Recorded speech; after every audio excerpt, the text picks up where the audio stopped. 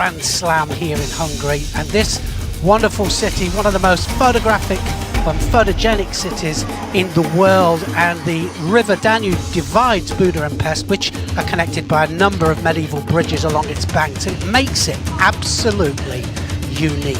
So glad to be back on the world tour here in Budapest. Many of the top fighters feel the same, and we're going to go into this final block here on day one with the bronze medal match in the under 48 kilos. And I tell you, we've had some good judo and some very hungry athletes ready to get back into action.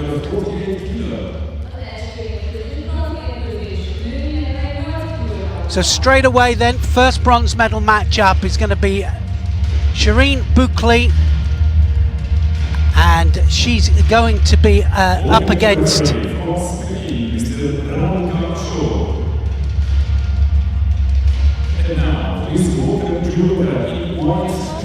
Shadinov here of Serbia, and Buckley of France is going to be in white. So they're going to kick it all off. The other bronze medal match, Ganbatar against Rashoni.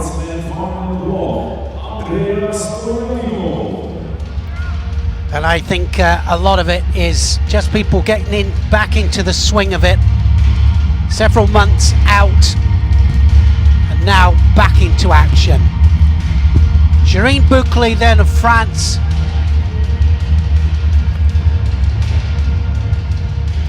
Stojanov of Serbia is in blue.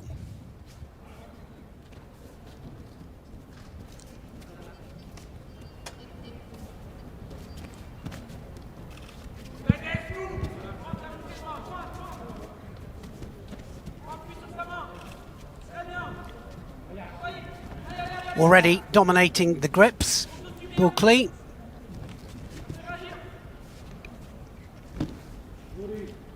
Well, we've seen a lot of nervous fighters out there, and kind of rubbed off on everybody, really. Just that little bit, just got to get back into the flow. So typical of the French, big arm over the top and dominating the sleeve.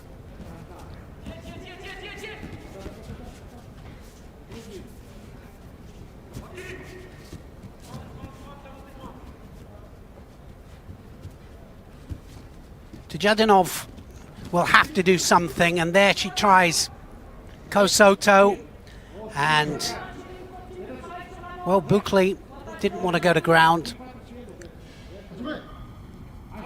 Several ways to win in judo: by throwing your opponent flat on their back, or you can hold them down on their back for 20 seconds, or arm lock or strangle for a submission. It's in a mix today.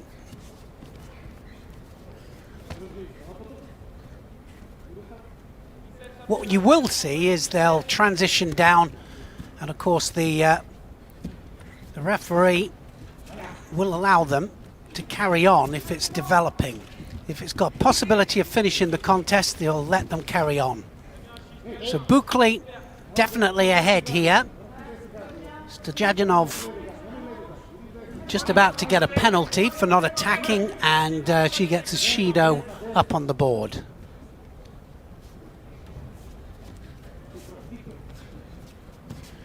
Three of those penalties up against you, and it's all over anyway, so you can't really afford any up there, and you can get them for passivity, stepping outside of the area, and that's going to be a score. Wazari scored there, landed on her side.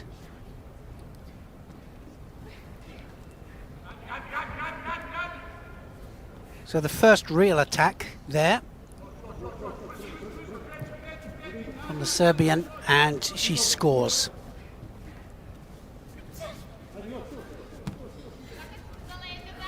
This is the groundwork element here now, and looking to turn her opponent over. Buckley just manages to avoid it, so the referee will stand them up. Two Wazaris will finish it off, or an Ippon, which is the main aim, is to throw them on their back with force and impedant.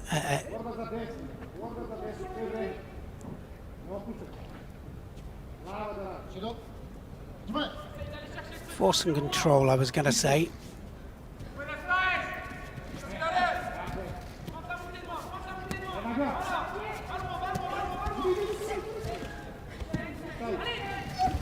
Oh, and is she going to get it? I think she's finished it.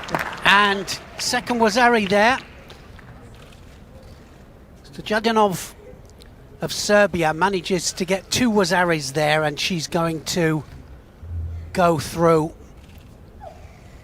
Winner bronze for women 48 kilograms, individually representing Serbia, Andrea Stoyanov.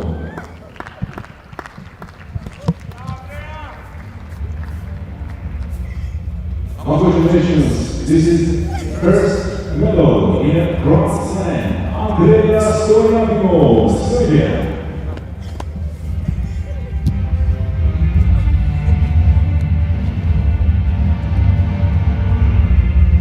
First bronze medal then goes to Serbia. In the lightest weight category, ladies weight category, 48 kilograms. There was the first one. Wazari scored, and very low Siatoshi movement. Anything that goes downwards, Siatoshi. And this time she changes the direction, and Yoko Satemiwaza for the second one. So she takes her opponent off to the other flank. Has first little stab there, second one does it, and again her opponent lands on her side. Well, Buckley will be very disappointed, the French will be disappointed with that, but good start there.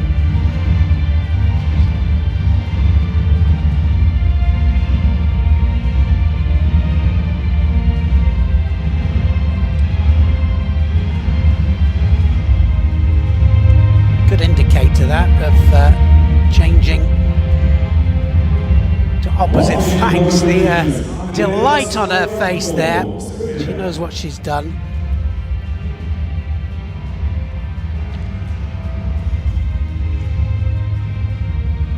Well, it's big points. Grand Slam points are huge for world rankings, and of course now everybody's having to do this extra year building up to the Olympic Games. They've had to start again. Second bronze medal match then. Gambatar Narantsetseg of Mongolia up against Shira Rishoni of Israel. World rank 21 and 13 respectively.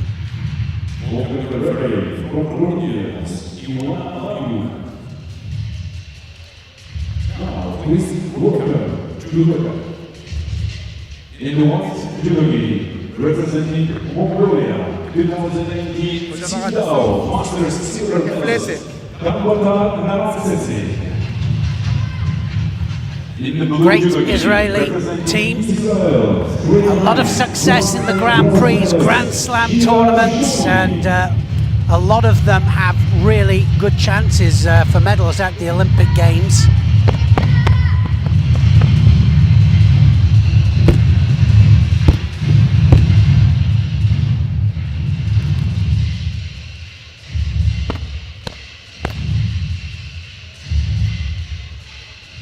Rishoni is going to be in blue on the right of your screen there.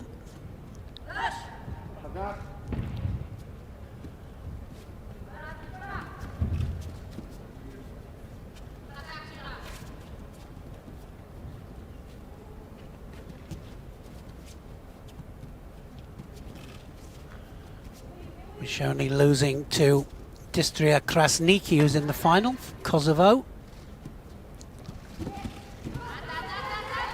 If she loses in the semi-final position, it means she goes straight down to fight in the repechage for the final match. She doesn't have to fight. Sometimes if you lose in the quarterfinal, you have to have an extra repechage match to qualify for a bronze medal match.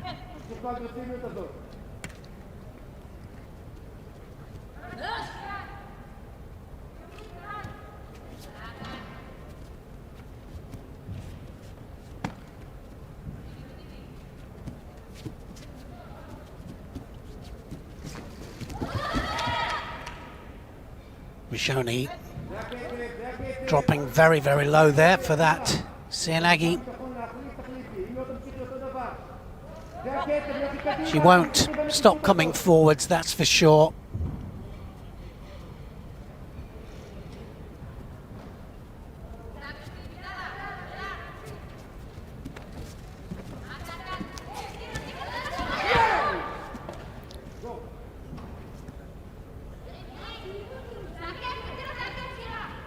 Gambetta losing in the quarterfinals. She had to fight against Martinez in the repechage first round match.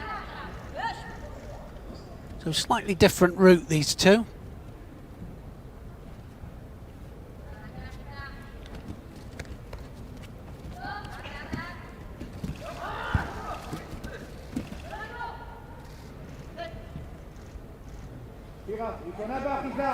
הלאה, הכל בסדר, הלאה, הכל בסדר, את נראית טוב.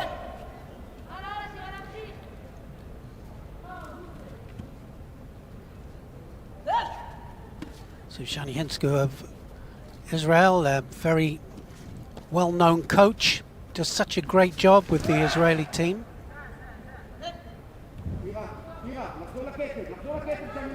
Men's and the ladies team.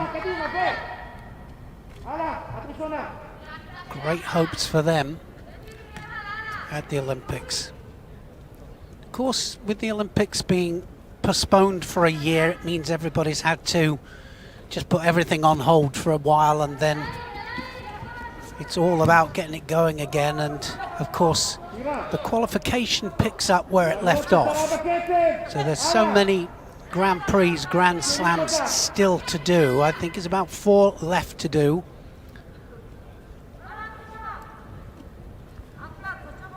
Some fighters quite happy with their position and their qualification position. Top 22 get automatic selection for the Olympic Games. That's in every weight category, 14 weight categories.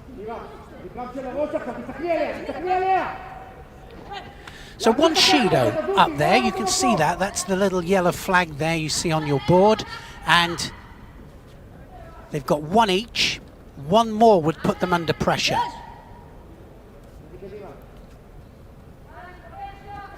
Sometimes it can be anything to do with a small gripping infringement, holding too long without attacking. So they know they've got to stay busy all the time.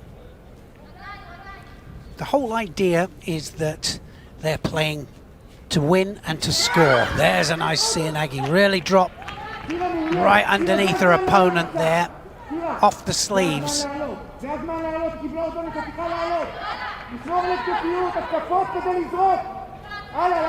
4 minutes, men and women, and that's the first 4 minutes. If no score at the end, then it goes into golden score, and it can go as long as it takes. It has to be a score.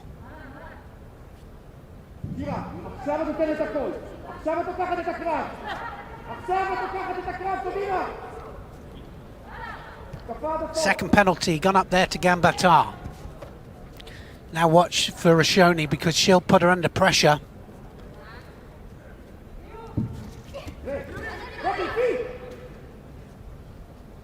Two bronze medals. They fight on 2 separate parts of the table to come through. Then what happens is, if they lose, they cross over, and they have to fight the loser of the semi-final on the other side.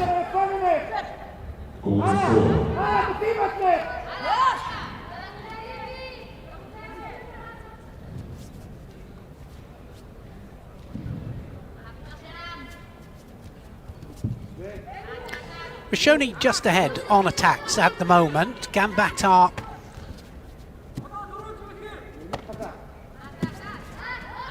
very awkward And so typical of the Mongolians in as oh, look at that grip underneath the armpit there. And of course, a lot of the movements that they do are as a result of the Mongolian wrestling that they learn, all of them learn. And of course, they haven't got jackets to grip hold of, so they grip hold differently. But of course, now they're a big judo sport as well. Oh, and almost gets countered back there, Rishoni. Got to make sure that she, well, she gets a penalty there for not fully rotating. So 2 penalties each. If one more penalty goes up, then the other person will win by default, or any score will win it. And Rishoni has to get her head up.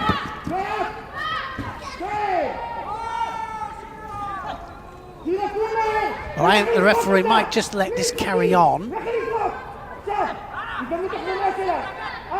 It is a medal match. She could have easily have got a 3rd penalty there, Rishoni. She will have to do something.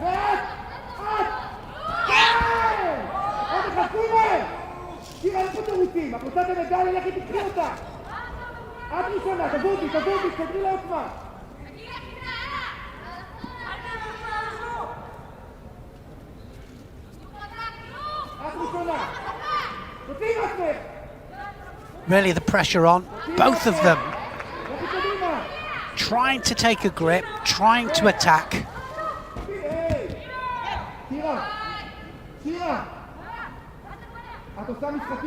Gambatar just manages to stick a last attack in there. Rishoni will have to come back.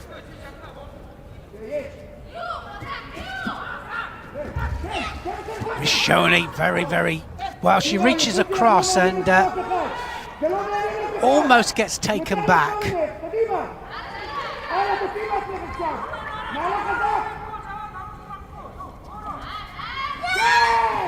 And this time changes to the other flank.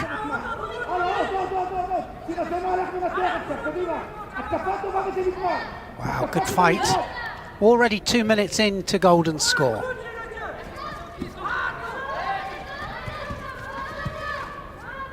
Well, this is where she cannot afford to just stay there, Rishoni.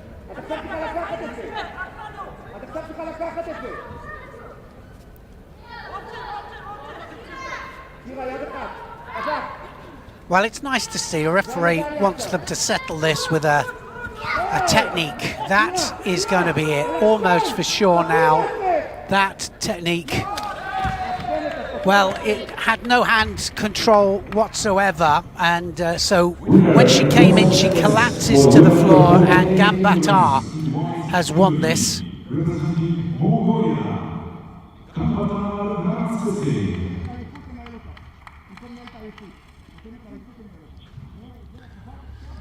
Very close match there, and certainly Israeli team will not be happy about that one. That's a medal thrown away. Big points, as I say.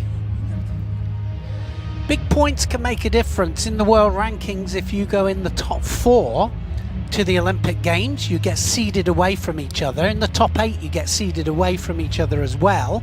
But just better if it's in the top 4.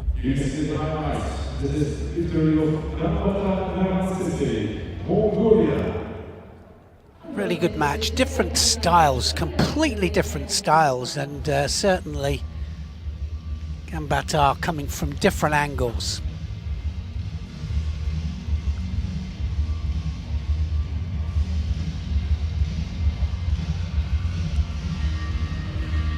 First tournament back on the world tour, and it's interesting that Biladid, who is the world champion at under 48 kilograms, has been fighting at 52 kilograms, so it left it open here. And as we can see here, we've got Distria Krasniki of Kosovo up against the Olympic champion Paula Paretto of Argentina. Paula Paretto took a little bit of time out. She's working her way up the world rankings again, so you see that her world ranking here is at 14. And Krasniki, who's been working her way up, is the number 2 world ranked in the world. But of course, Miller did, like I say, she lost actually in the under 52 kilos category, but she'll be fighting for a medal in the weight category up. And she's done that to get hard matches without having to fight the people that she will fight in the Olympic Games. This lady here, though, Paula Paretto, well, I've seen some films just recently of her doing some of her training, and it's quite very impressive, should I say, more than quite. Very, very impressive, and she never stops coming forwards. Paula Paretto of Argentina, the Olympic champion, is in blue. Krasniki in white.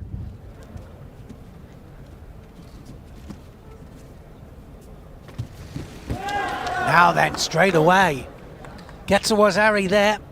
Krasniki just opens up the account there, straight off the attack.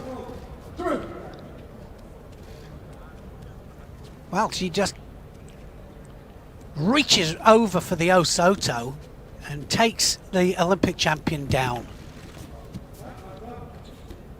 So physically strong, Krasniki. So consistent on the world tour. And you can see here that the Olympic champion having problems.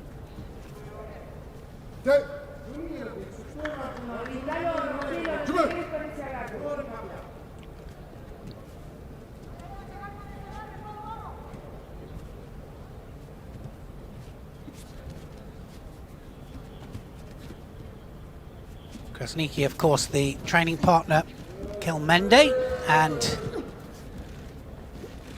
the Kosovan squad just keep producing these amazing results. And Paula Paretto hasn't had a chance to get into this match at all. She's going to get a Shido here for just dropping on her knees.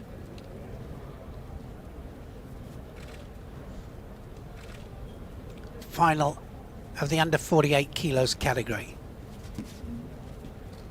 7 weight categories, ladies, 7 weight categories in the men. Big reaching Osoto.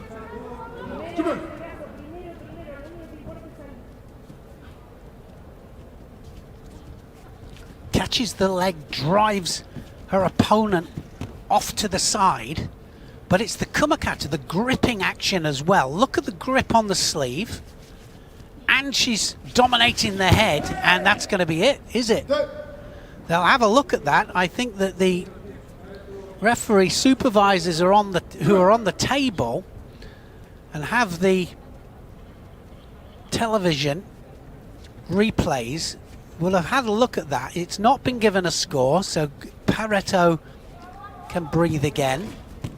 But she's going to have to start attacking.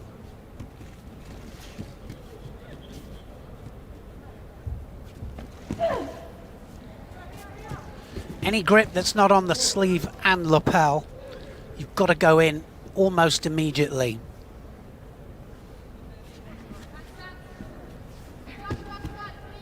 Looking for the hold down here, Krasniki. Can she get it? She's trying to turn Paretto too strong and experienced. She knows exactly what's happening down there.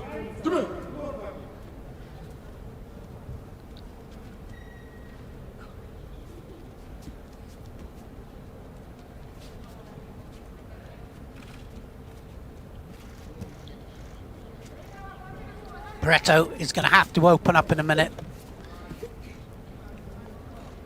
Paretto is one that builds her techniques up, sometimes get half a rotation, the second attack will get 3/4 of a rotation, and then the third one connects.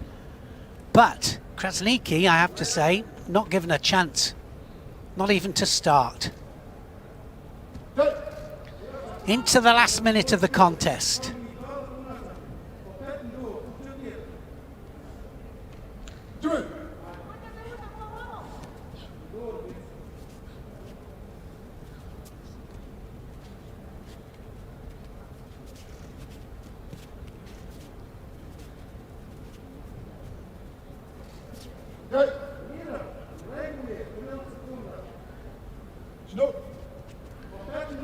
So this time, Shido each for not gripping up. One, of course, Krasniki just doesn't mind the seconds ticking away. It's Paretto that's got to come forwards. So one more for Paretto and it's going to be all over anyway. Krasniki just dominated this contest all the way through. She's dominated the sleeve, dominated the head.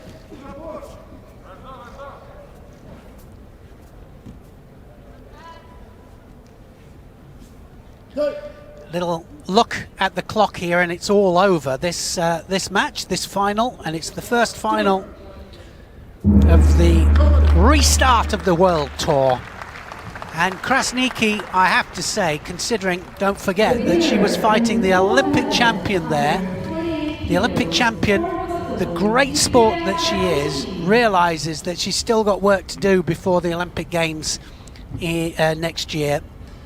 Krasniki, she's on the right direction, that's for sure, and certainly Biladid will be looking very, very closely at her, because she's one of the ones that can really take the fight to Biladid.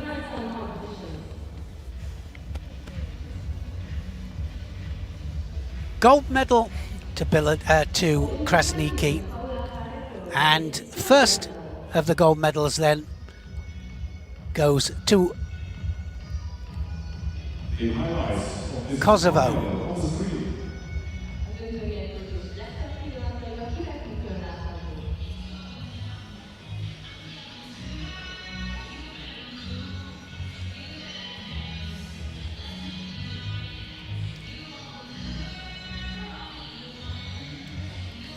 Dominated all the way through, and Paula Paretto, she takes it in her stride, but she'll be putting in the work, hoping to pick up yet another medal at the Olympic Games next year.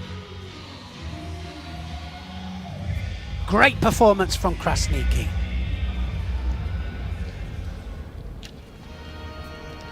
So now under 60 kilograms men.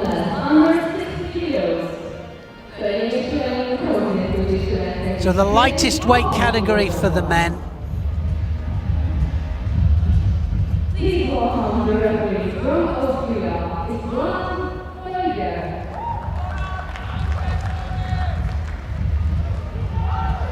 and now please welcome the athletes in white jockey. 42nd on the world ranking list, representing Portugal, Rodrigo Costa Lopez. First bronze medal match. Lopez of Portugal, and he's going to be up here against David Nagy of Hungary, who's had a great run through actually. He's had a really good day, and just a youngster. Here he is fighting on home ground and absolutely loving it. Fighting for a medal as well. There he is.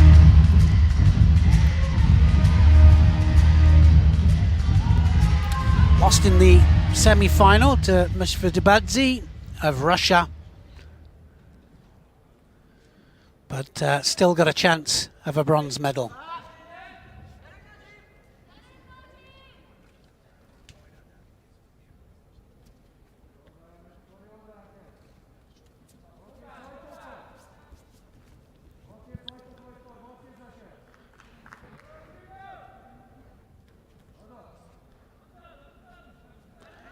Well, when they start the contest, of course, it looks as if they're just gripping aimlessly at, or pecking away at the jacket there, but they want the dominant grip. The one that dominates the grip is normally the one that initiates the technique. But it's got to be a traditional sleeve lapel. If it's anything different, cross grip or anything different, then they have to go in. They can still attack, but it has to be a good attack from it.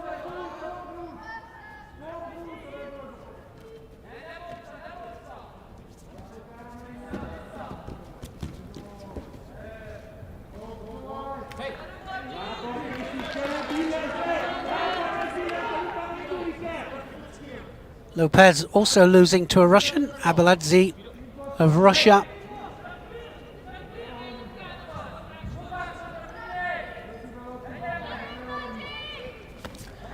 And he went up against Lutfuliev of Uzbekistan in the repechage final, and that brought him through to this bronze medal match.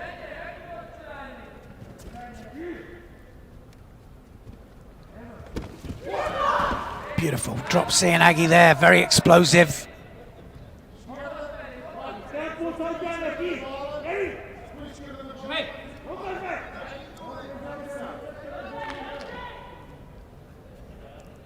Got to get them on their back or the side, remember.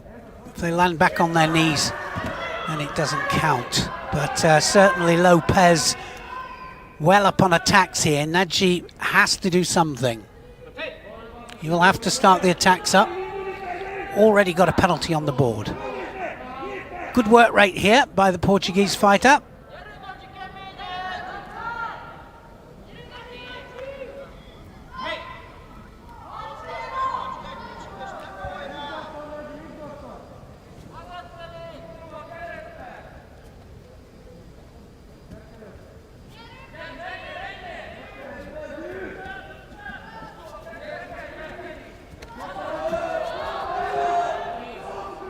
As I said, the one that dominates the grip is normally the one that attacks, and the reason that you can't attack is that, oh, that's going to be it. Is that going to be an Ippon? They might have a look at that. We'll see where the landing was. As long as it's with control, then that's the main thing, and they land mainly on their back, but gets the Ippon for it. So Lopez, big smile on his face. Score stands. Such a good throw that it was almost a slight overthrow. That's what we want to see. We want to see the big Ippons. It's like the equivalent of seeing a knockout in boxing. We want to see that, but there are several ways that you can do that. Throw different directions throwing, but also you can win on the ground, hold them down 20 seconds, or arm lock or strangle for a submission. 4 different ways of getting an Ippon.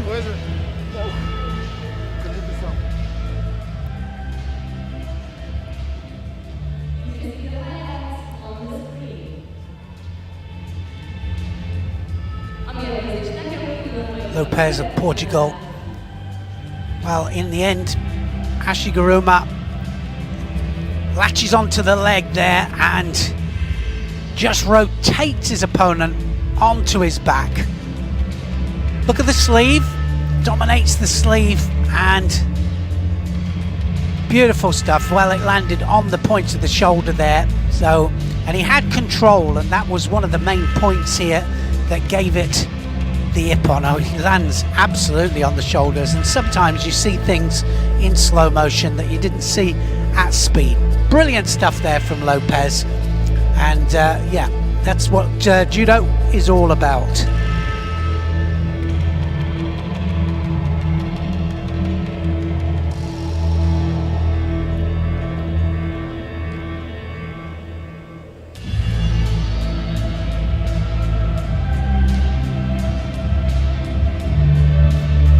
Interestingly, today we've seen quite a few of the old guard in here, but we've had quite a few new ones as well.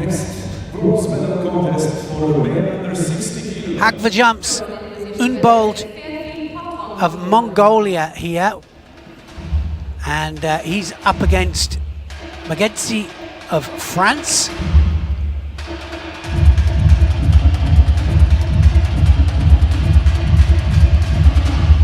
These two have met once before, and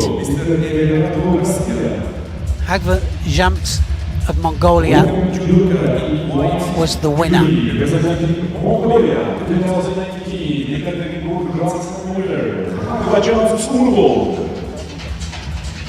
In the blue judogi, representing France, first time in a Grand Slam final block, Hagvajumps of Mongolia here in white. World rank 31 and working his way up the world rankings. Magetsi of France. formerly from Mongolia and now fighting for France, and he's there at 26. So both of these thinking about getting points that will change their world ranking to put them into the top 22 and automatic qualification.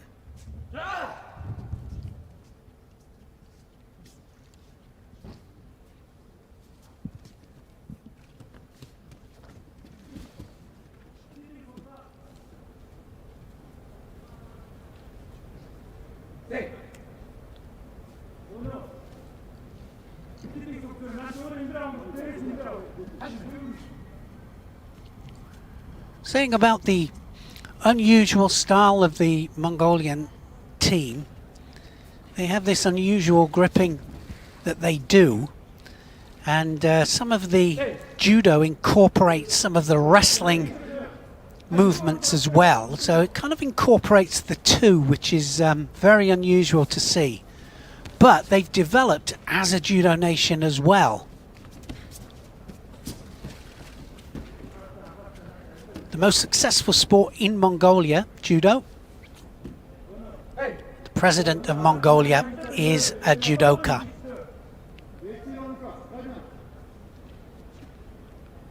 And I'm not talking about the president of the Judo Federation, I'm talking about the president of the country.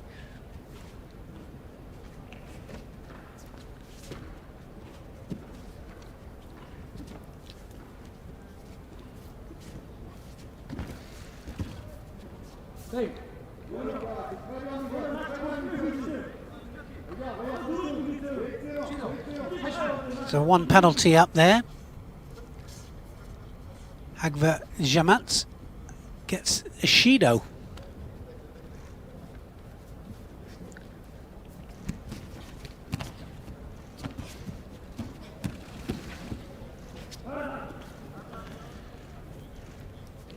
Well, he nearly put himself in trouble there, Mckenzie.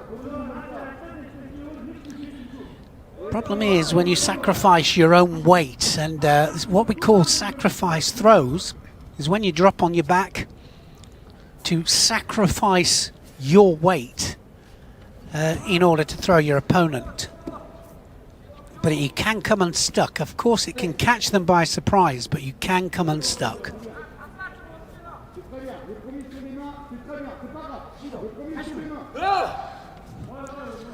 So this time, one up for Mckenzie.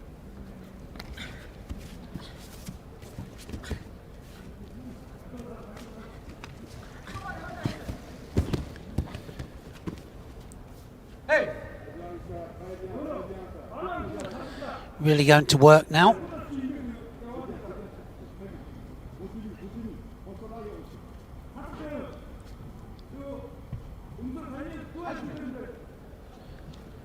Well, we used to have it that you could have a decision decided by two line judges, and now the whole idea is that if it goes into golden score, that you have to either score or you have to receive 3 penalties because you can't stand up, or you can't attack, or you just can't carry on, and that wins the match. So it just the odd time we go into a long golden score. It doesn't happen very often.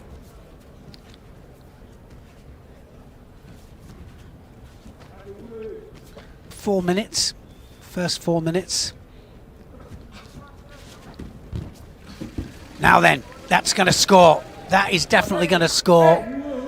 So Wazari scored there, and it was a driving drop Sianagi there. And when he goes down, just have a look at this, because what he does, he builds the technique. So drops onto his knees here, and actually it's Siatoshi movement, and he drives off the legs there, and he rolls his opponent over, even though he landed on his back.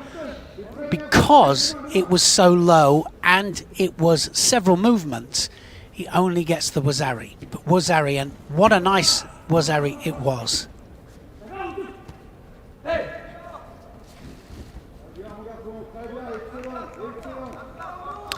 Into the last minute.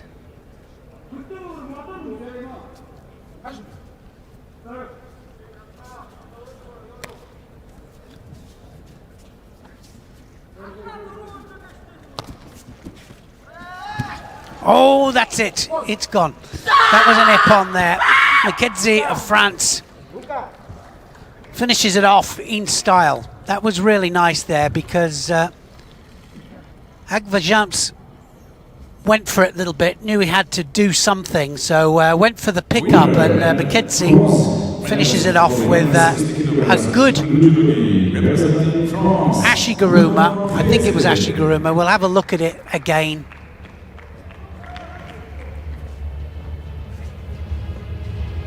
Congratulations. First medal in the Grand Slam. Mckenzie, France.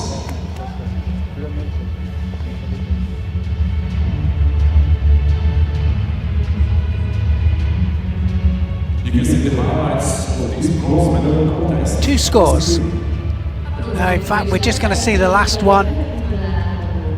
Reaching Osoto. Osoto Gary there just reaches over and drives off to the side.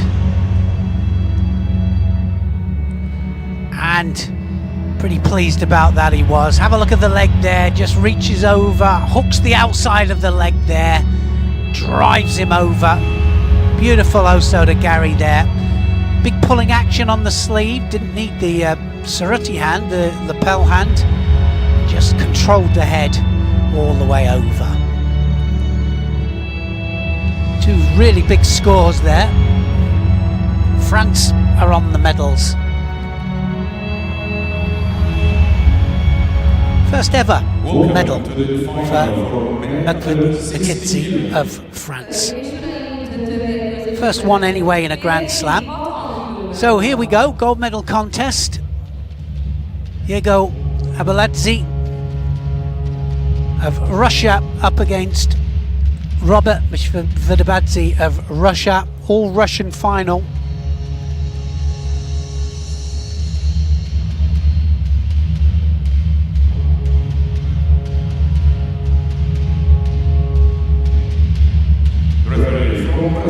Well, the Russians, if they've got selection problems, they put people head to head, seeing who comes out the best. Russia, 2020 Paris Grand Slam silver medalist Diego Abeladze. In the blue category, representing Russia, 2018 World Championship silver medalist Mishvedabadze beating Agvajamps of Mongolia in the semi-final, and Mckenzie beating another Russian, Abeladze. So they had big representation here in the under 60 kilos category.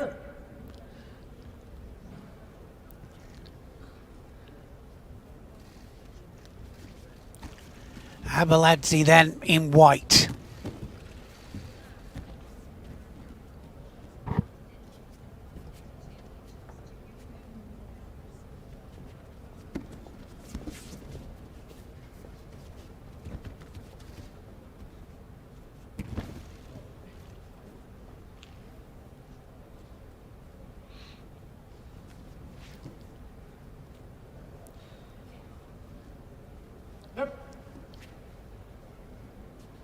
Mishvedabadze beating Naji in the semi-final.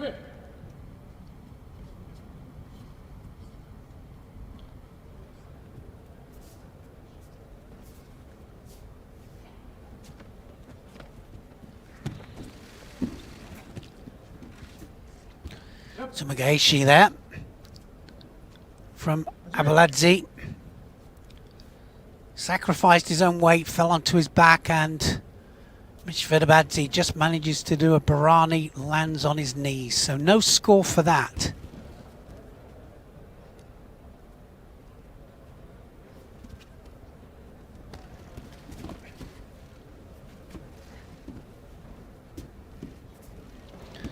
Well, both of them have been doing Newaza all the way through, so going to ground, and so I think that they won't be afraid to have a go down there.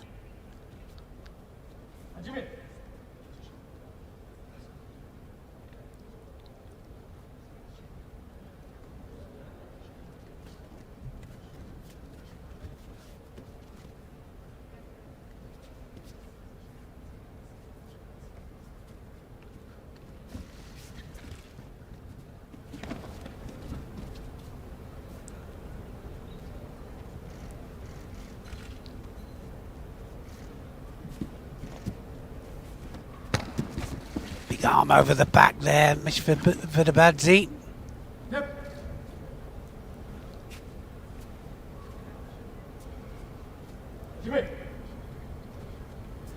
Well, I've been impressed with Abeladze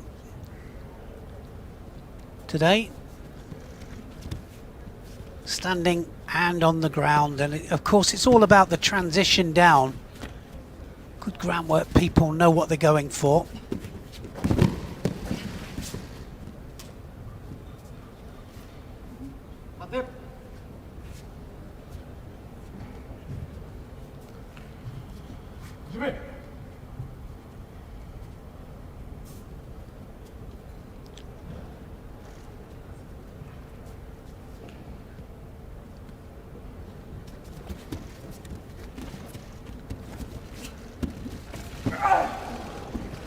Well, that was interesting because Abeladze there looked as if he countered, but Vidabadze was the one that sacrificed.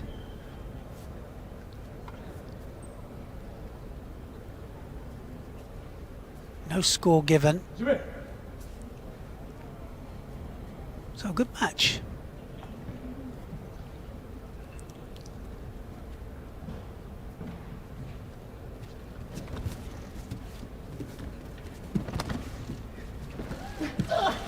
Oh, that's going to score. Wazari scored. Abeladze there doing exactly the same. Just Sumigaeshi there, drops on his back. Controls it all the way over though, and it was pretty close to the full ippon there.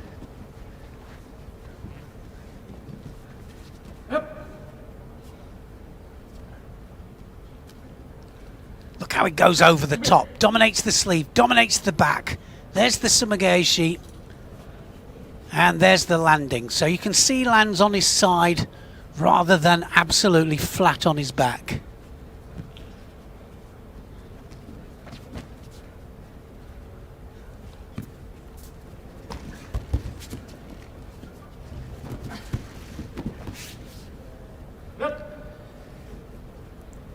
Quick look at the clock. 13 seconds left. Just needs to block out. Doesn't need any penalties.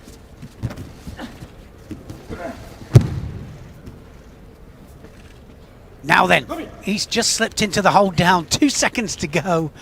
And now just needs to hold it for 10 seconds. And he'll get the other Wazari out. It doesn't matter anyway. The clock's gone. And he has won the gold medal. Abeladze of Russia then wins a very good match between these two, and it was well, both of them looking for the same technique, both sacrificing.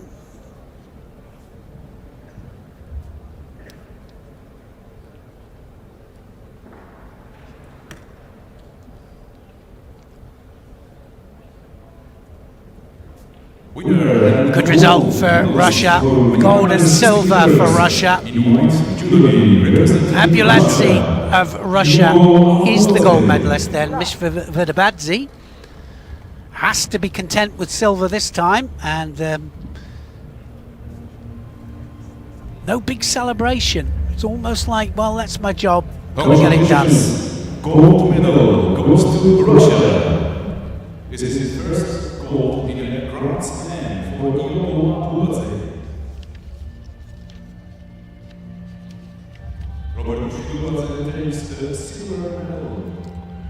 Big arm over the top does it. Great control. Vidabadze couldn't stop it. Had a couple of attempts himself. After the highlights, they will be the first awarding ceremony for women number 48 kilo.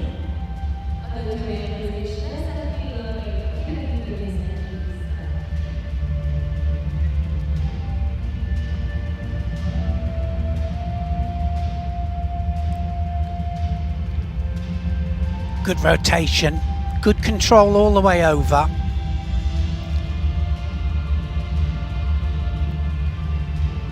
Look at the arm over the back here. That's the control there. The sleeve also guides. And I think we're going to see a lot more of this young man here, because that was a really good performance, and beat his fellow countrymen there to win gold. Welcome to the medal ceremony for women under 48 kilograms. Medal ceremony of the under 48 kilograms for ladies. 22 judoka started the day. The prize money will be presented by the president of the Judo Federation of Kosovo, Mr. Kuka. Mr. Kuka will be presenting the medals. Bronze medals then go to Gambatar Naratsetseg of Mongolia and Sajadinov of Serbia wins the other bronze medal. Big smile on her face. Even with the masks we can see the smiles. The great champion there, Paula Paretto, the Olympic champion, has to settle for silver. She accepted it well though, but big credit to Krasniki, Distria Krasniki of Kosovo. Starts it all off. First gold medal of the Grand Slam here in Hungary, 2020, goes to Kosovo. Brilliant performance. She dominated from the very start of the contest.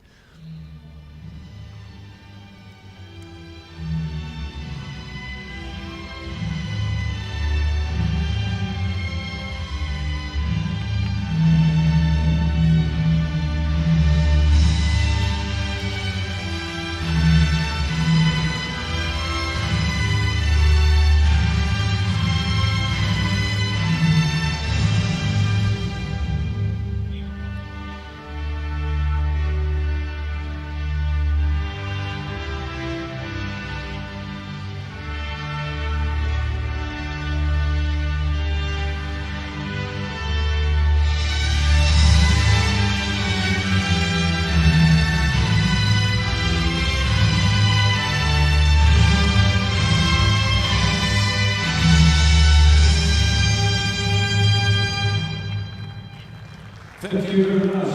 It's time for a family picture with Dean and Julia. Family picture. This is where they can all be pals.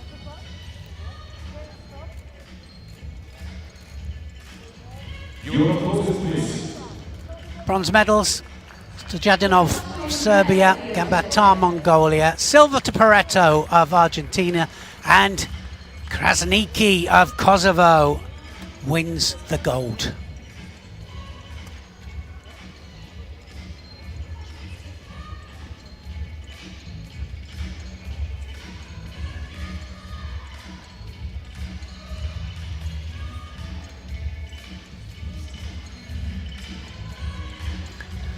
Now to the under 52 kilos category for ladies. And the bronze medal match here. Neither one of them have fought each other before. And now, ladies and gentlemen, bronze medal contest for women under 52 kilos.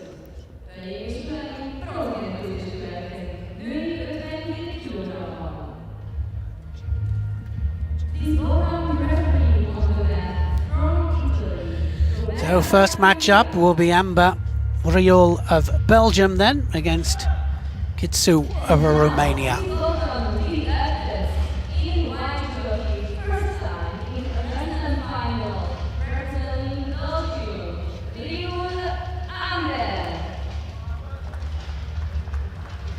And in Virtuosi, 2 times world silver medalist representing Romania, Andrea Kitsu.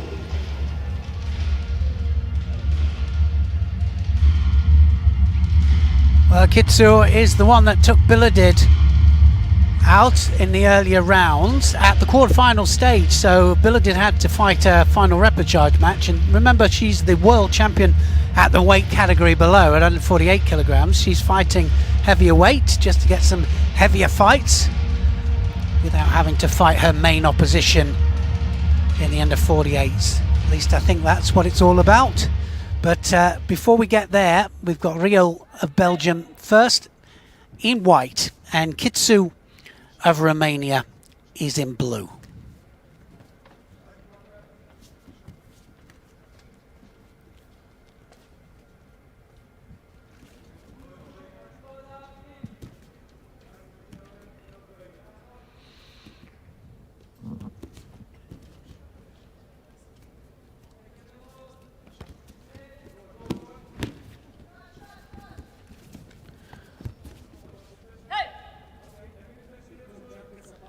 Kitsu, two-time world silver medalist. Very, very experienced, and world rank 24 at the moment, so this would put her definitely in the top 22. Big points from here.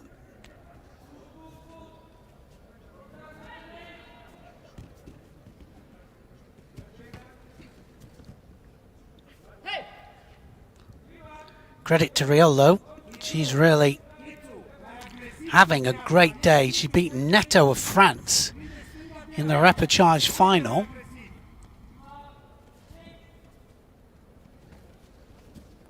With a really nice executed Sangaku Jimmy, which is a strangle executed by the legs on the floor.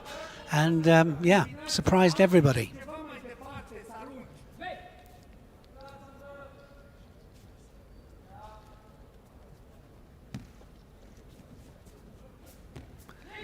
They have to stay within that yellow area. They can be penalised if they step outside on purpose or keep drifting out of it, so they've got to stay within it. One Shido up there to Riol.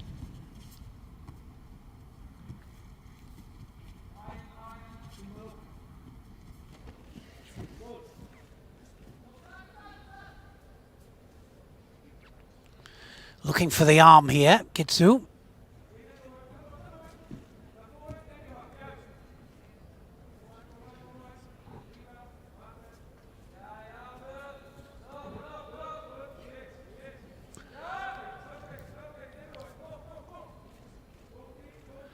Oh, she goes over, I was going to say here. She could be in trouble here, Kitsu.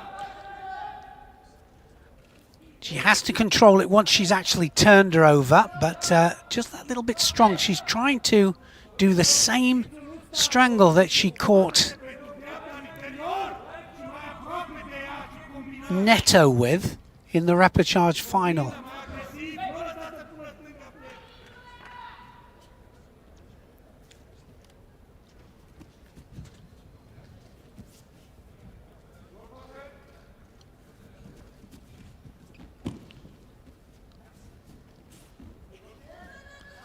Well, it's really strange how sometimes you come out and you see that certain fighters find it difficult against either opposite stance, certain styles they find it difficult against.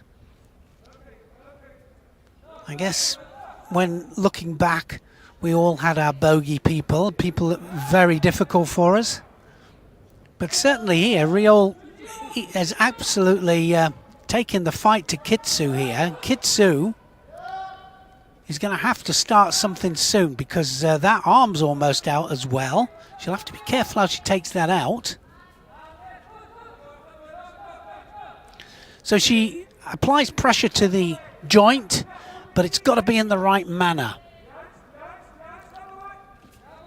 Can't put pressure on the shoulder as well.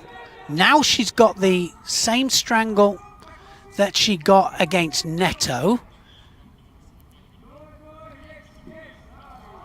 Wow, really good groundwork there from Riol.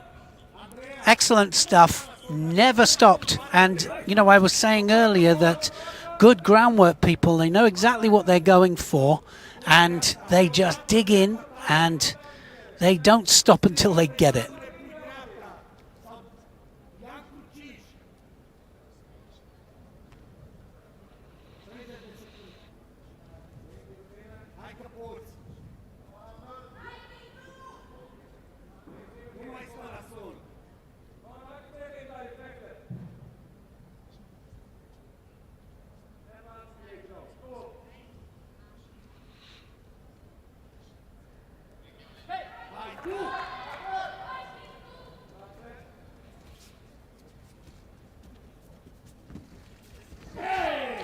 Now that's going to be a score. Well, I thought that was Wazari scored there from Riol. She came onto the other shoulder, but just a funny angle there for me. But obviously the referee was right on top of it.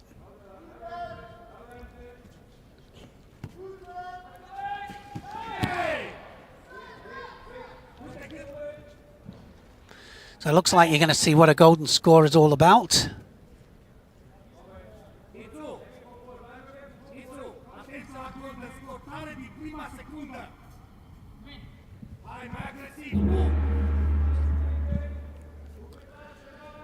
Now we go, any score now will do it.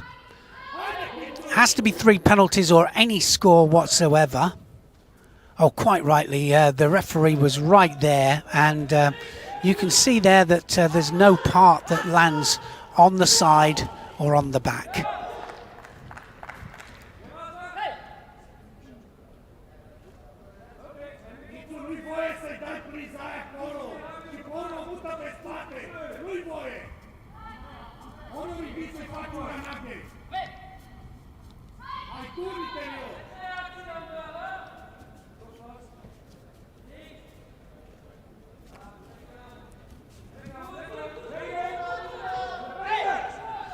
We've seen matches go against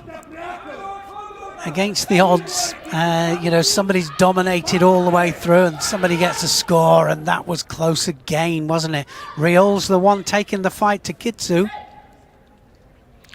But she better make sure that she attacks full on, because otherwise she'll get countered.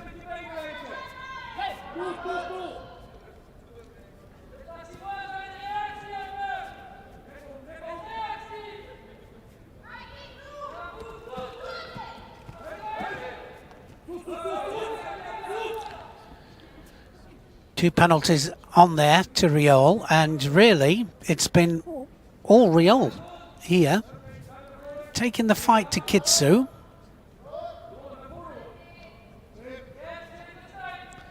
Now looking for the same strangle again.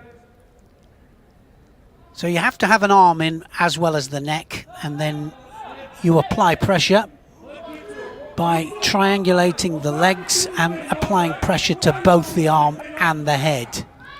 Or the neck, should I say, not the head.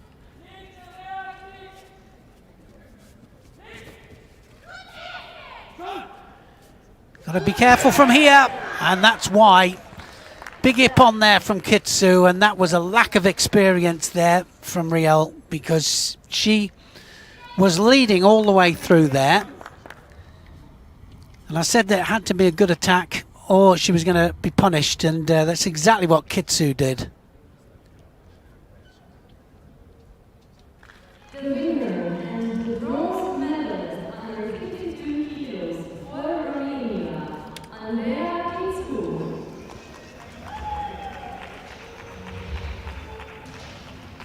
So the experience of the Romanian takes her through. Congratulations. I think that will make a difference as well to her world ranking. So a good day's work for Kitsu. En route, takes out the world champion of 48 kilograms. Brilliant Billedid. Watch this, goes in too high. Goes in too high, look at that. Kitsu just sets.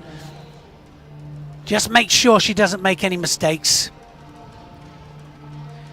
Keeps her exactly where she wants her there. Gets the hips down below and over she goes. Stayed in just that little bit too long, and she was that little bit too high as well.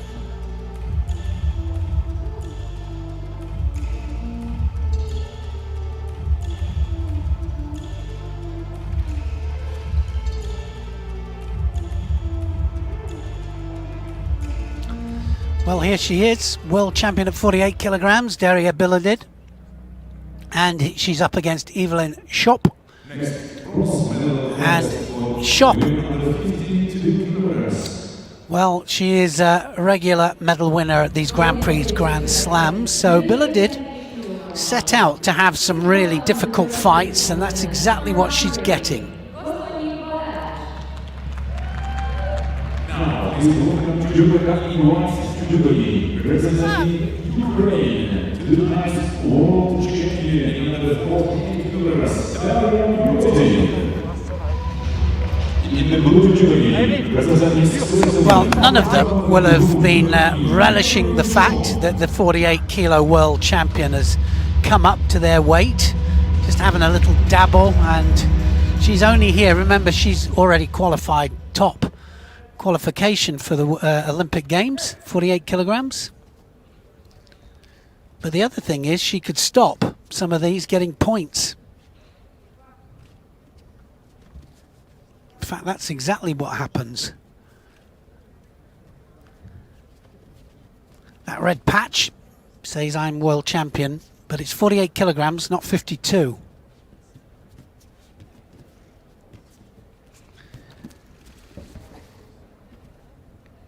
It's interesting because some of the techniques just not quite working because they're just that little bit heavier, just that little bit stronger.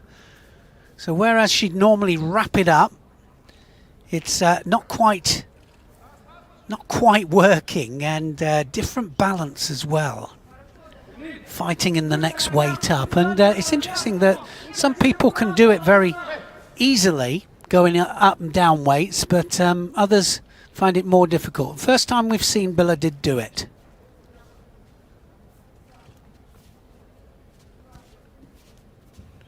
The kumakata, the gripping, still unbelievably strong. So she's been out gripping them all the way through the day.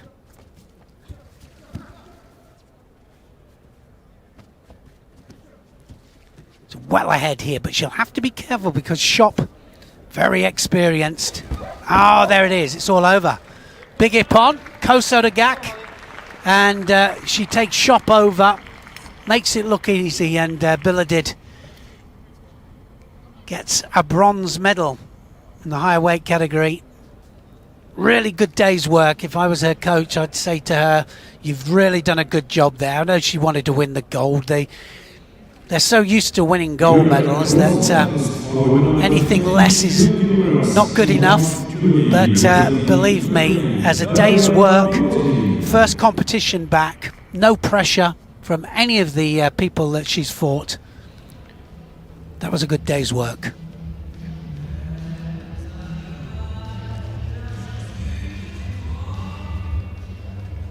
First medal in the new category for Ukraine.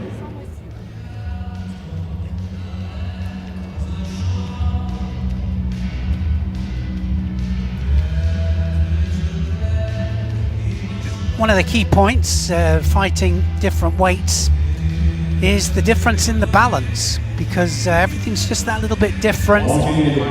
Base weight is a little bit different as well.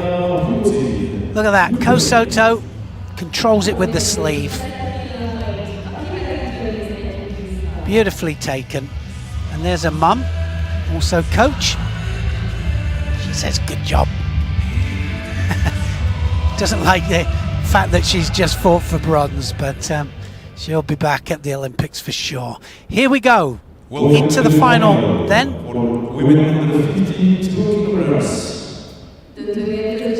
These two haven't fought each other before. Fabienne Kosha in her first Grand Slam final. Up against Amandine Bouchard of France. Bouchard world ranked number 2.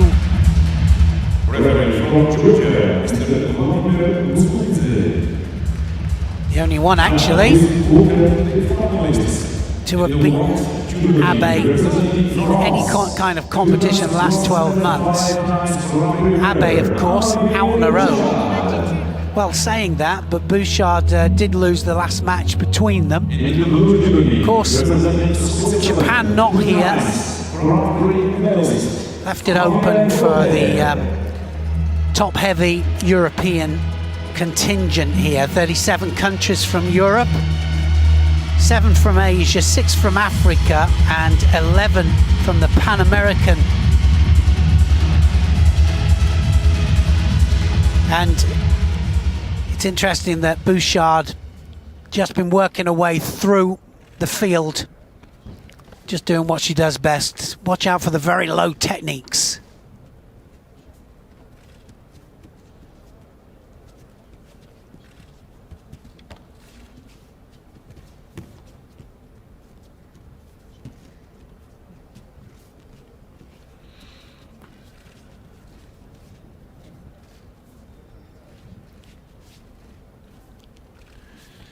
Beat Shop in the semi-final.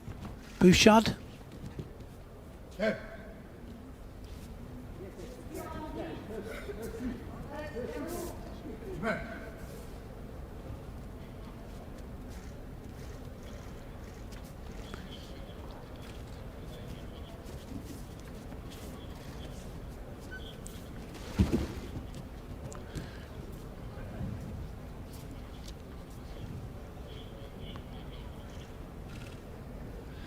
She has a turnover from here that she does. Now then, straight into the hold down. And, as soon as I said it, there she is, straight into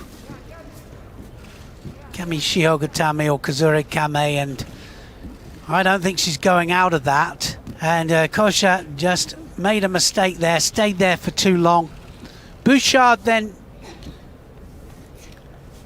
really did a good job there, and you can't stay on the ground and just wait for an attack, and that's what seemed to happen there. She'll be very happy with the silver medal, Kusha. But Bouchard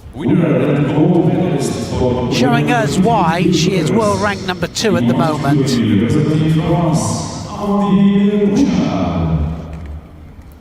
First tournament back.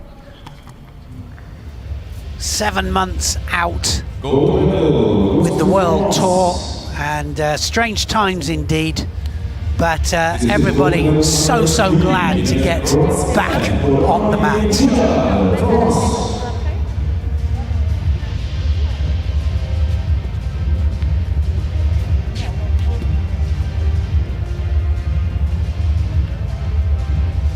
The highlights of this final on the screen.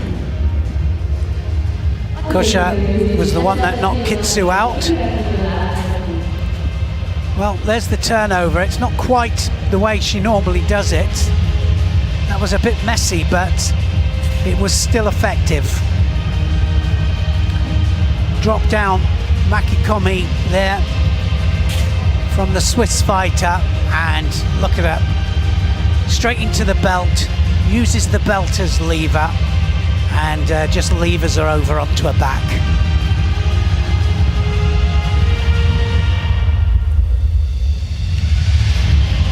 Has to hold her there for 20 seconds. There's no score on the board. If there's a score, or was Ari on the board, it's 10 seconds. But beautifully taken. Good opportune stuff. Look at the snaking in to the belt with the hand. Decides then to go onto the jacket in order to get the leverage.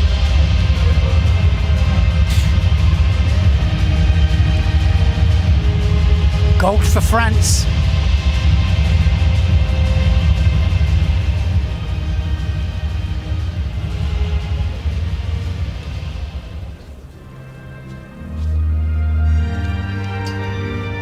The awarding ceremony for men under 60 kilo.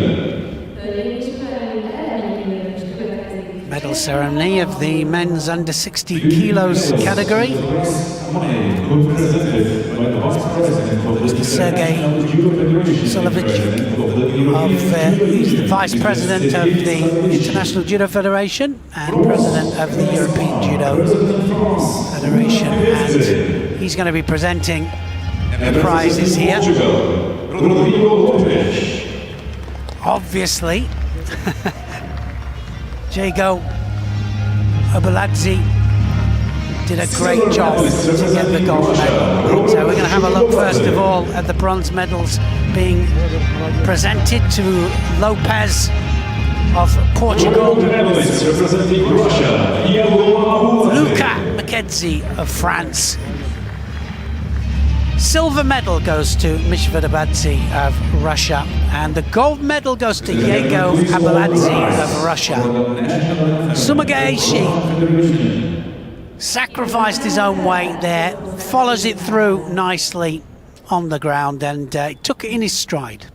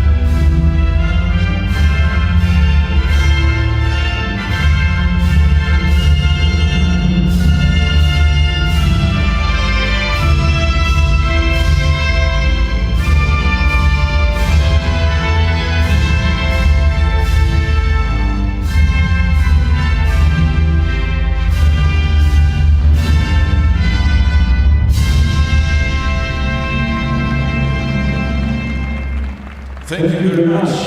Have a picture with me and Julia. Köszönjük szépen, csoportjegyek következik. Your applause to our judoka please, men under 60 kilo. Kérem, tapsoljuk meg végig a 60 kilogramos érmeseket. There's the medal lineup. Mkhitaryan of France, Lopez of Portugal get the bronze, Mishvedabadze of Russia gets the silver, and Abeladze of Russia gets the gold.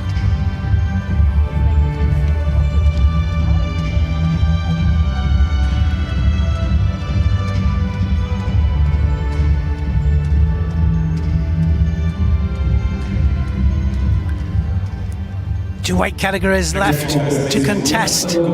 66 kilos category next. Bronzmérkőzés következik, férfi 66 kilogramm. Bronze medal matches then in the under 66 kilos category.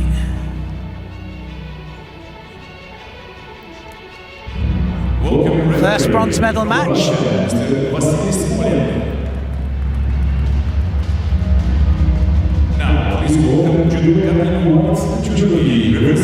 Nuralayev of Uzbekistan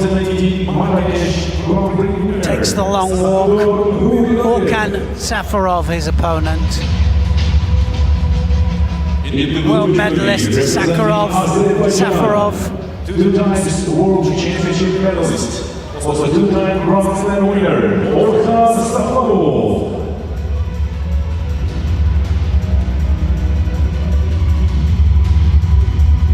Well, we see quite a few on the first run up to an Olympic Games. They're very, very fresh. Second one's a little bit different. Third's even more different. Safarov, of course, this is his second build up to an Olympic Games.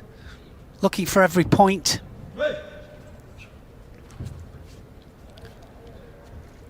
Still trying to get into that automatic qualification.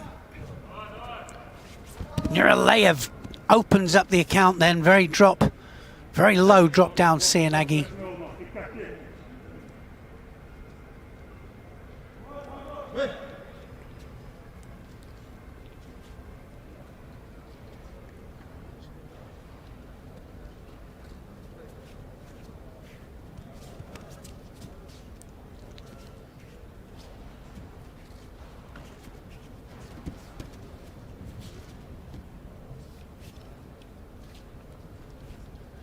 Left against right.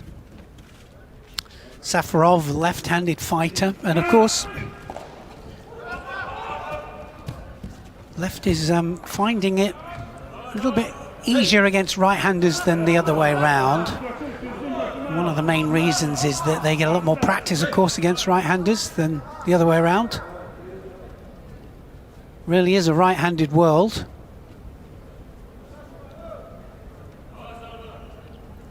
Which means that there's 70% of the population are right-handers, just 30% lefties.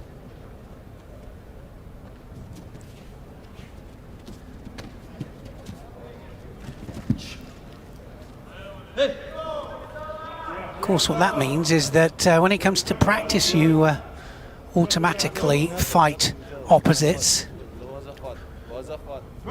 Lefties, of course, don't like fighting lefties, so I'm told anyway.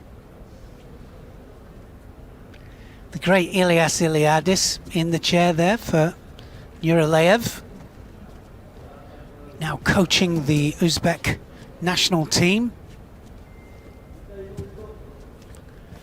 And I can tell you now that he has them working physically so hard.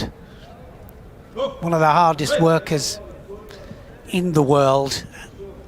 And all of this Uzbek team now that come out, all contesting for major medals.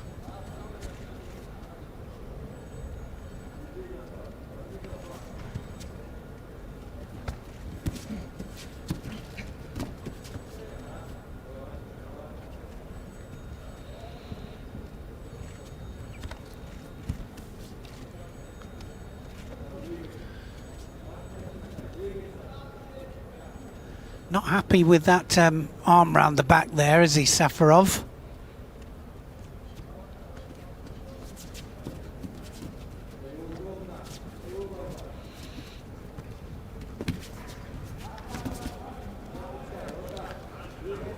Two-timer world bronze medalist, Safarov.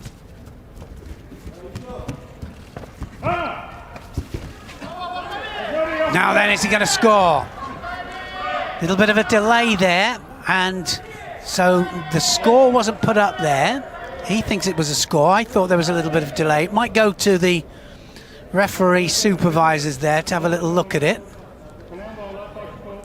which is exactly what happens. Good decision there from the referee. So goes in for the Uchimata. The first landing definitely didn't score. Was there too much of a delay into the second part of that where he actually does land on his back? So they didn't give it. Too much of a delay.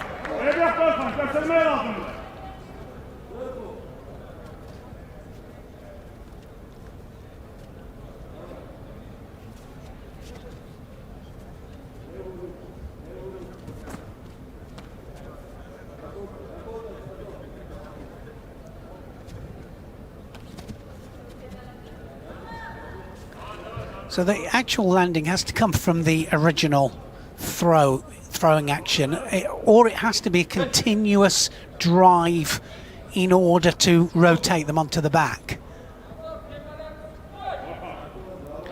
Two penalties up there to Nuralayev,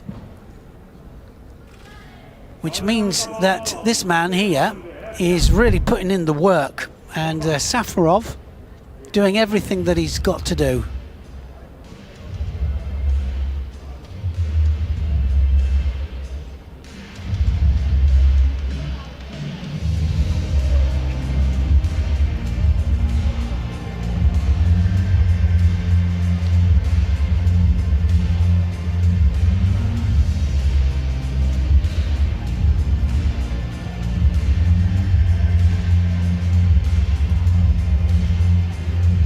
Look at the stats there. Offside Commie wins. That's by hold down. Hardly any wins on the ground, which means that he's more predominantly a stand-up man. Likes to throw his opponents.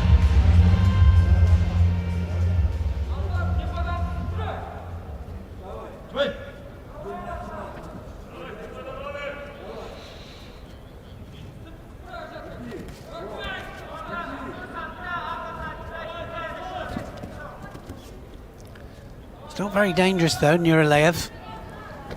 Safarov can feel the danger as well. Oh, now then, that was so close. Big arm over the back there, and another driving Osoto there from Safarov. Just drifting away from Nurulev. Still no score on the board though, and one more penalty to Nurulev and it will be all over anyway.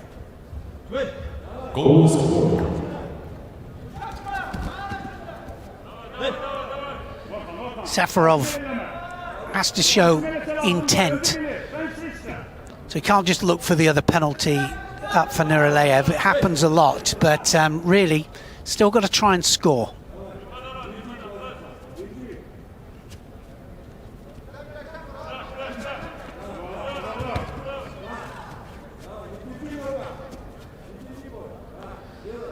Safarov just needs to just carry on doing what he's doing at the moment. Be positive with the attacks, strong with the attacks.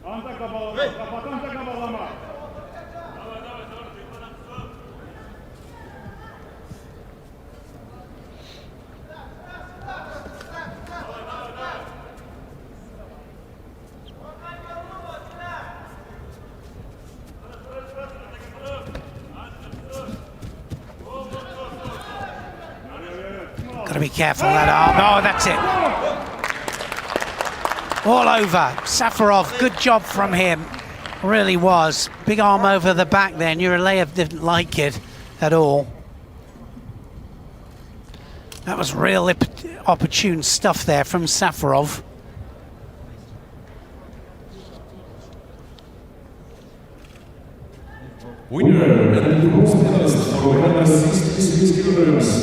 Normally they'd come together to shake hands at the end, but of course with the situation as it is at the moment, just the Japanese bow is enough.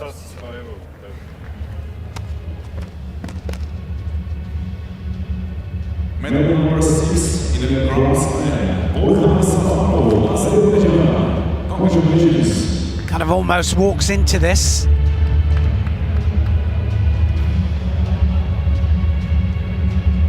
Quite sure whether it was an ippon, but it was a score. Oh, landed just on the points of his shoulders, didn't he? So because of the momentum of the throw, look at the sleeve, pulling action there, reaching Osoto Gary, and well, he certainly didn't. He didn't moan about that, did he? That's for sure. Safarov gets the bronze.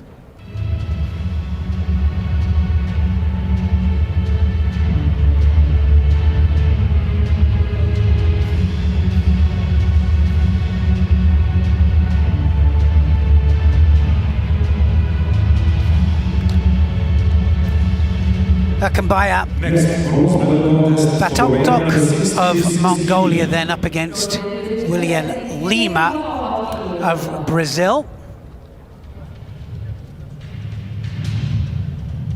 I said, didn't I, earlier that we've had a lot of the world Olympic champions have opted to do it, but there's a lot of youngsters out as well. People that we haven't seen before, people being tried out, I'm sure. The Mongolians have got a few new ones in there.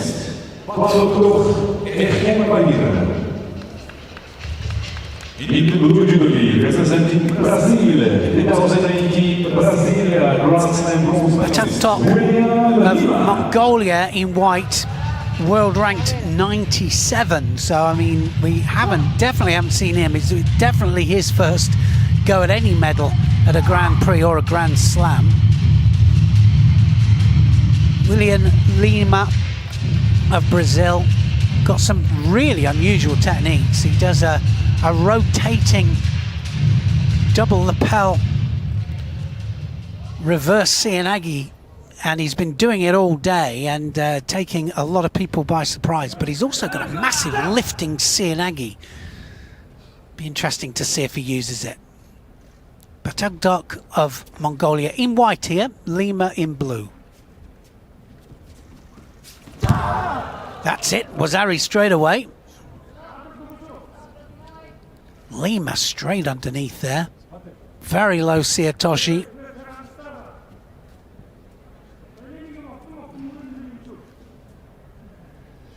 Anything that drops on his knees drives downwards. Siatoshi is what they call it, and that's direct from the Kodokan.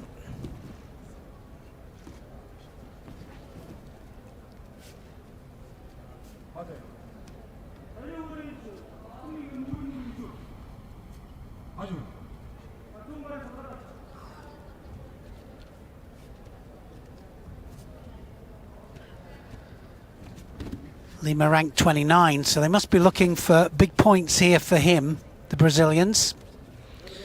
I love it that the Brazilians never scared to blood new talent. We see it normally 6 years before an Olympics. They'll put the junior squad out. 6 years later, they're contesting.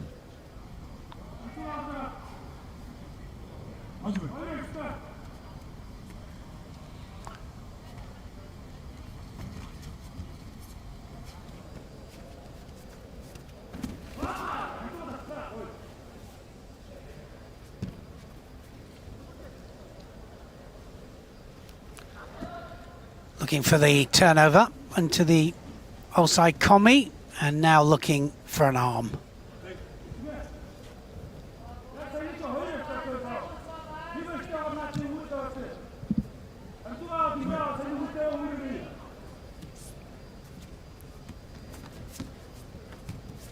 Just a minute and a half gone.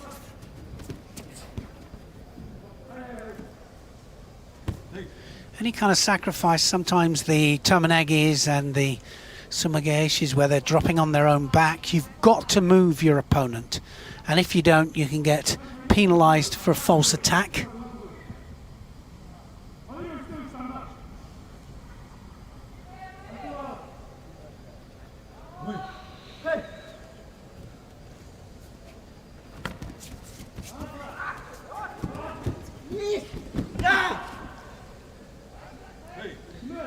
So again, dropping onto his back. Manter a sua postura aí, manter a sua postura de pressionar, hein?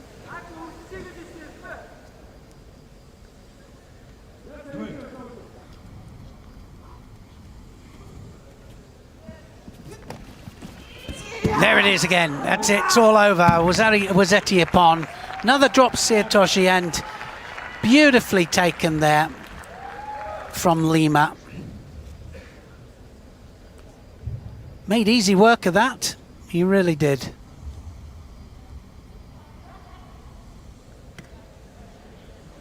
But first time out for Satok of Mongolia, and he'll be happy with just being there, fighting for a medal.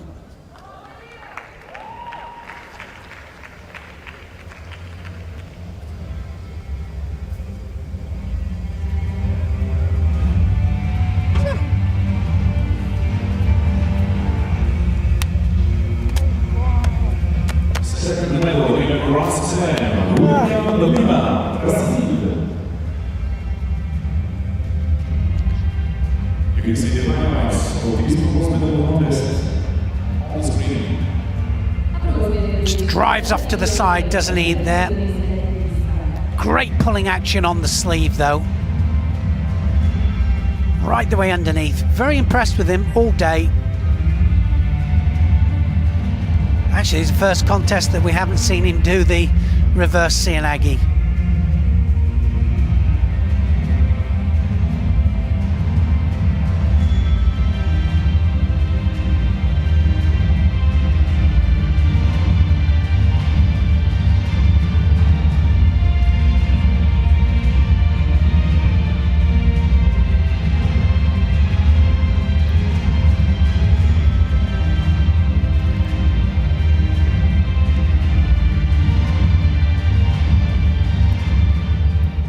Welcome to the final for men under 66 kilograms.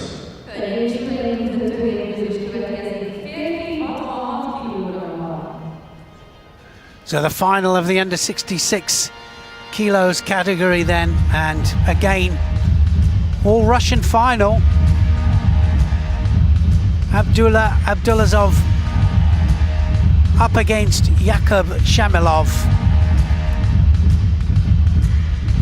So Russia really out in force in this men's event, especially in the lighter weight categories.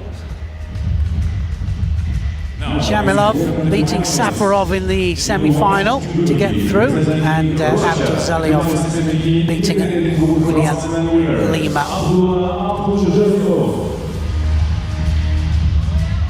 In the blue representing Russia, 2016 two-weight Grand Slam winner, Yakub Shamilov.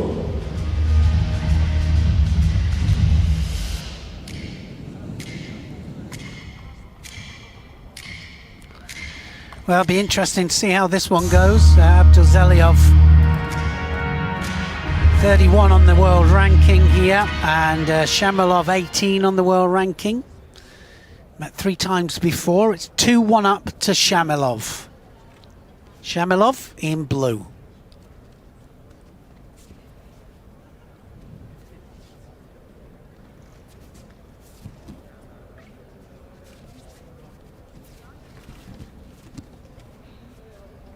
So one's already qualified, well, in the qualification zone anyway. Abdulzaliov not there yet.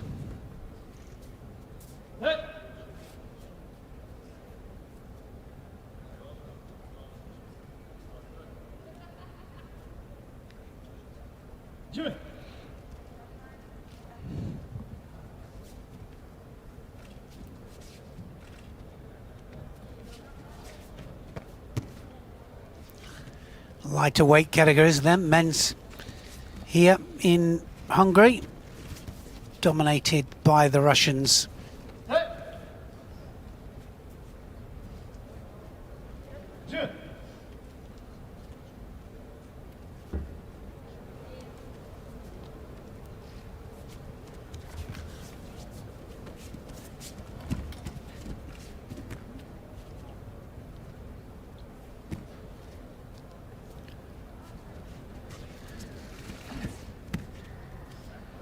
Left stance, but I know for a fact that Abdulzaliov goes right-handed Sodi Surakami, which means that he'll take the sleeve off of Shamilov and then attack with the sleeve.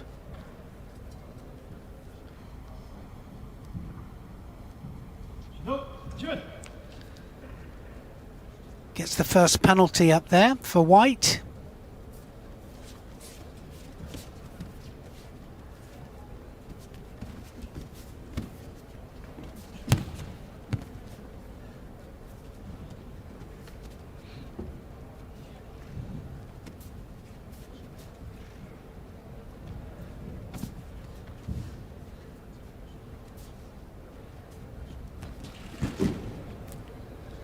Saying that, Shamilov decides to do his own Sodi Surakami there, but on the left.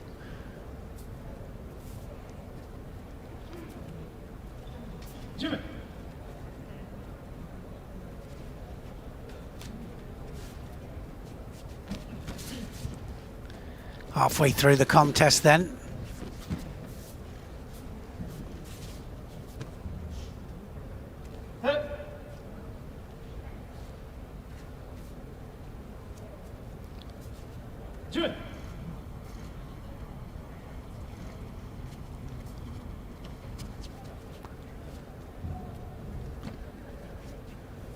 Well, very cagey between these two. They've got a lot to lose. Of course, the Olympic selection up for grabs now then. What's going to happen?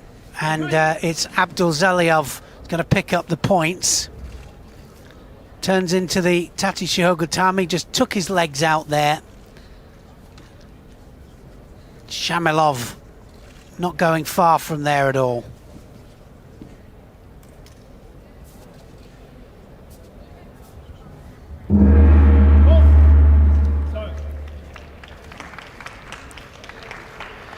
So Abdulzaliov then, who had the world ranking of 31, now will pick up a lot of points here, and we're not quite sure till after the event actually as to where that's going to put him, but up towards qualification, I think. Then what happens if they've got two people in the weight category that have qualified within the top 22? They decide, the country decide who they want to send. Japan have got that problem in quite a few of the weight categories. 66 kilos is one of them. Well, that was a mistake, wasn't it? Tried for the sacrifice, and I was saying earlier that the big problem is when they sacrifice onto their own back there and didn't quite get the lift. One leg trapped at the moment, but he takes that leg out quite easy. Straight into Tati Shihogatami and needs to hold him away from the legs. Any entanglement with the legs means that no count starts, but that was all over there. 20 seconds he holds him down for, and it's all over.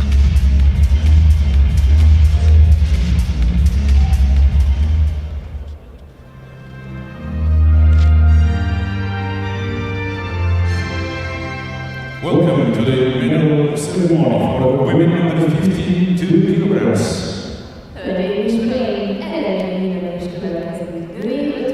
So the medal ceremony for the under 52 kilos category. 23 judoka started the day. Saw some great matches though. Representing Ukraine, and representing Romania, Daria Biladid there. Don't very often see her there, do we, with the bronze medal position, but at the weight category above, don't forget. Andrea Kitsu of Romania gets the other bronze. Kitsu, remember, is the one that beat Biladid earlier on in the day. Fabienne Kosha of Switzerland. Well-deserved silver medal for her. Great performance. This lady, though, very, very consistent indeed. Amandine Bouchard of France. World number 2 in the world rankings. Probably one of the few that can give the great Abe a run for her money, especially at the moment. Took advantage of a sloppy attack from Kosha right on top, turned her into the hold down.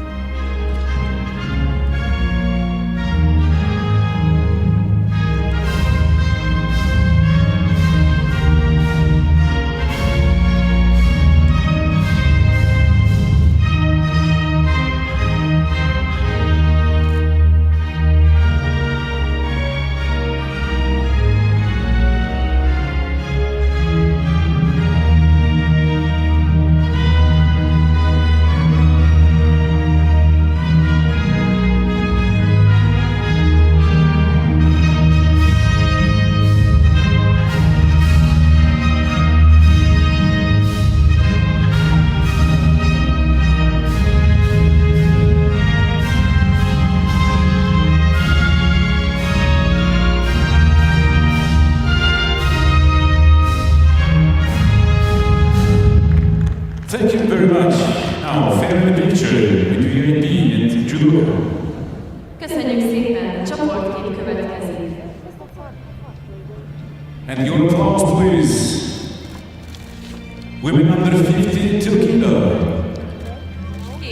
Family picture then, Biladid of the Ukraine, Kitsu of Romania. Thank you very much. Both receive the bronze medals.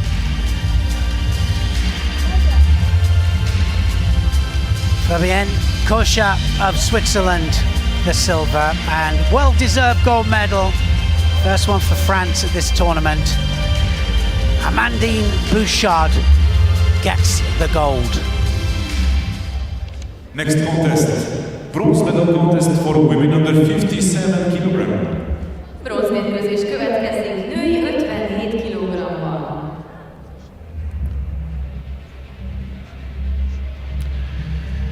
Bronze medal match then, last category of this first day of competition, the under 57 kilos category for ladies. Nelson Levy of Israel up against Telma Monteiro of Portugal. Welcome judoka in white judo game, representing Israel, 2 times Grand Slam medalist, Tina Nelson Levy. Similar world rankings, these two. Nelson Levy up there at 13, Monteiro at 12, and Monteiro in her 30s now and aiming for the last Olympic Games that she'll be part of, I'm sure. This is her last go. 3-time a world silver medalist, Monteiro. Been around a long, long time. Wanted to finish in 2020. Wasn't going to be, I'm afraid. Current situation, of course, it'll go on to 2021. Monteiro in blue, Nelson Levy in white.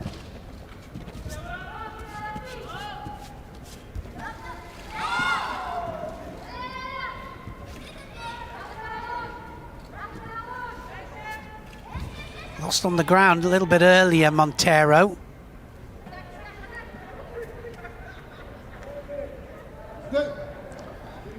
Nearly made a mistake there, dropped on her back. Nelson Levy just trying to get that leg out.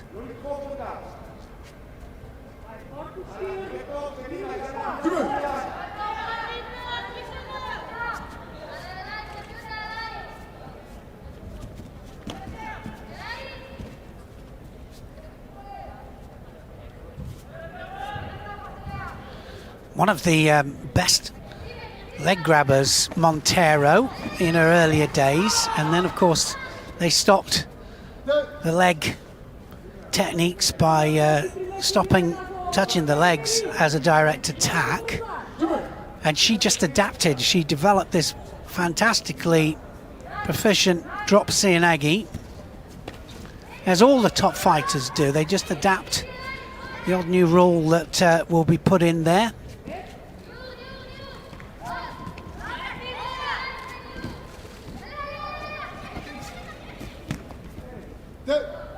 Physically strong there, Nelson Levy.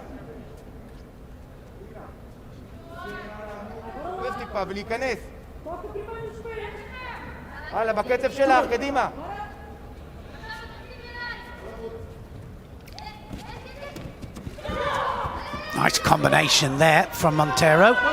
Osoto, Kosoto.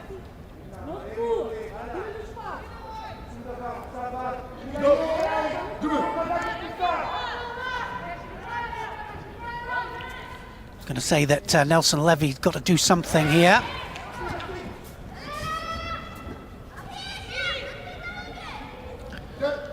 I think Monteiro's got to be a little bit careful down there.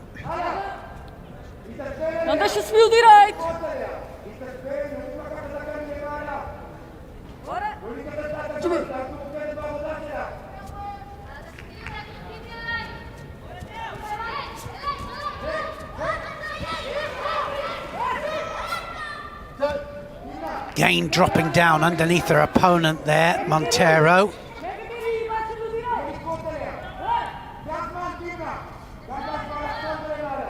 Lost to Resevu of France in the semi-final.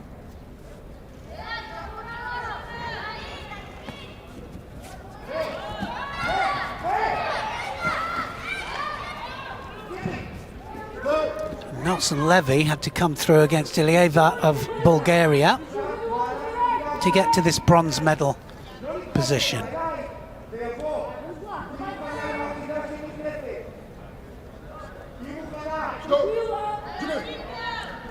Sometimes the bronze medal match is the most difficult, especially if you've lost a tight semi-final, gold or silver guaranteed. Come out for the bronze match, it's nothing guaranteed.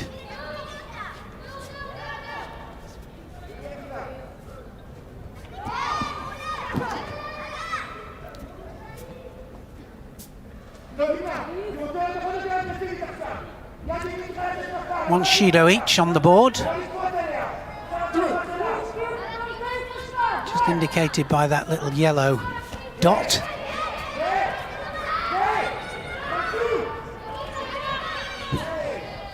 Well, I said she's got to be careful from there, and I think that she's really got to be careful now that that leg doesn't come out there from Nelson Levy. Referee will give him a little bit of chance to try and slip it out.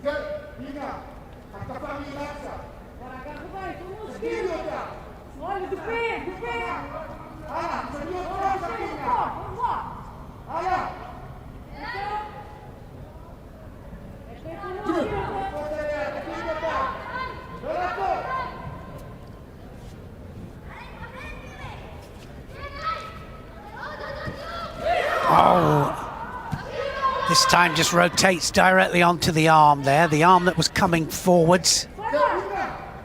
Doing everything right here, Montero.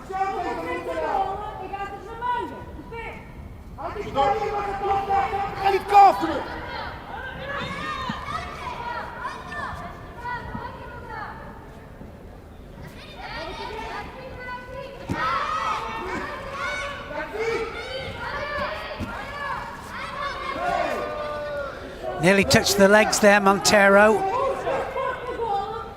Very, very close. Difficult sometimes when you're halfway through a technique not to touch the legs.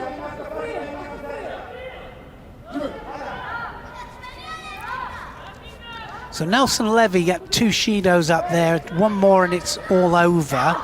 So Montero needs to make sure that her attacks are good quality, but she needs to stay off the ground.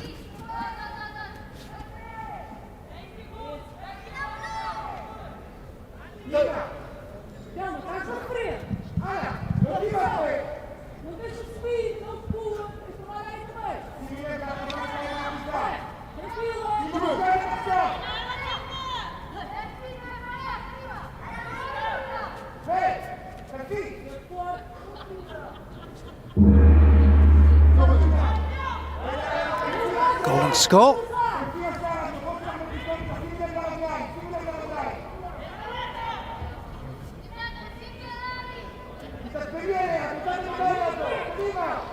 Any score now, any throw, hold down 10 seconds plus,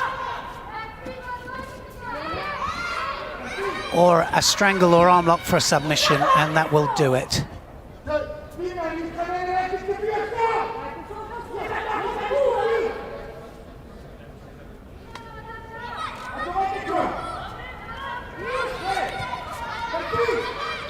Certainly Montero taking the fight to Nelson Levy, but Nelson Levy keeps on coming forwards, and you can see here that Montero's starting to fade a bit.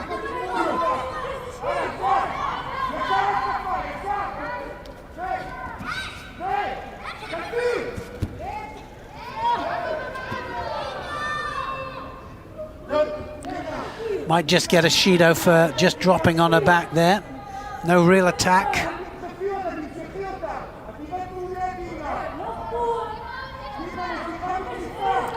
Gets away with it this time. No, she doesn't. She gets it. So she gets the Shido for pulling down. Any sacrifice, remember, you've got to break the balance of your opponent. This might just go to the fitter of the two.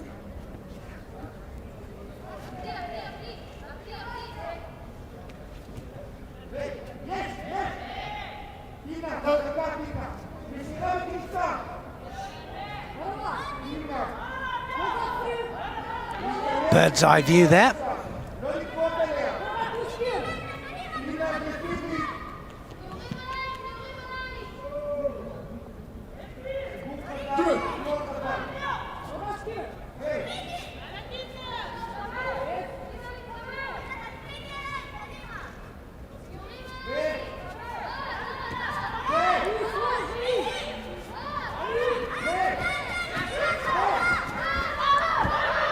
Still Montero coming forwards.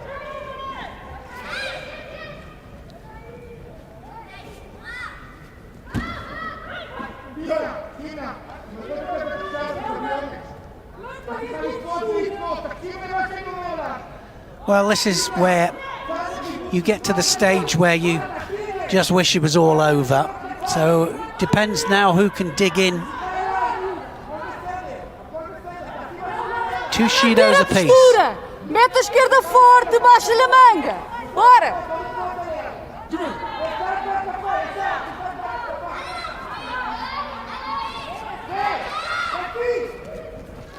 Oh, and again, drops right the way underneath there, Montero. Good attack from Montero under pressure.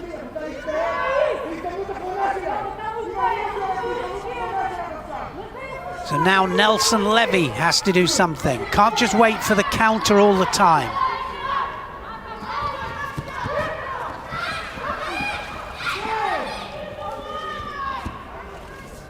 Looking for the follow through, transitioning into groundwork all the time, Nelson Levy.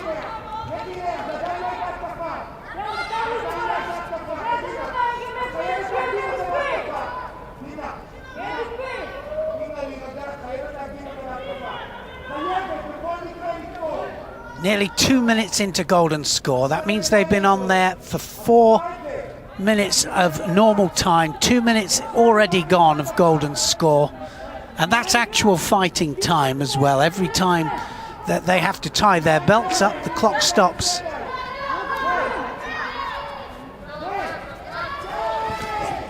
Good attack there, Nelson Levy.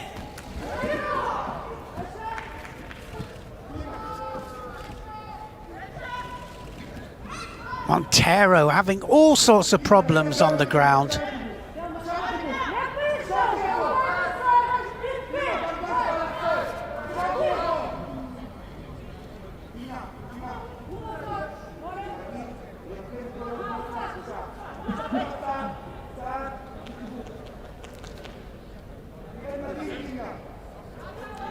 Well, I said this was about digging.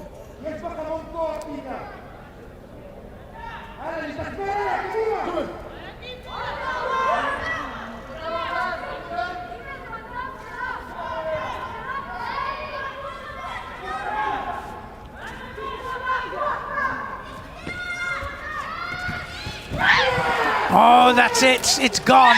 Nelson Levy gets it. Montero didn't have anything left in the end.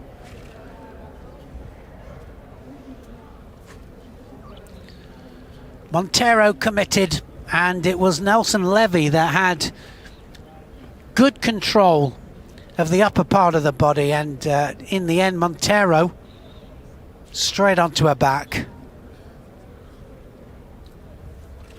Winner and bronze medalist for women under 57 kilograms in white judogi representing Israel, Timna Nelson Levy. Good medal Congratulations. for Nelson Levy, good medal for Israel. This is medal number 3 in a Grand Slam for Timna Nelson Levy.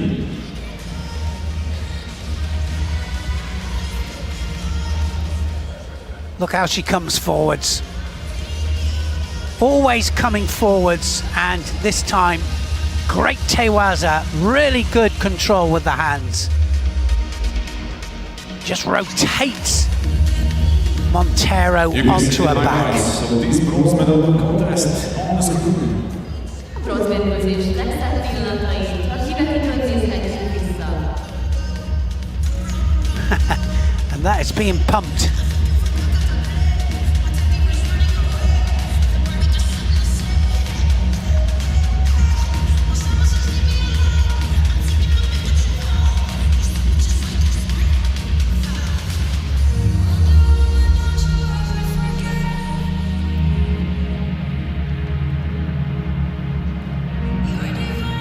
Next contest, bronze medal contest for women under 57 kilograms. 57 kg-os bronzmérkőzés. Second bronze medal contest. Sunny Verhagen up against Hedvig Caracas.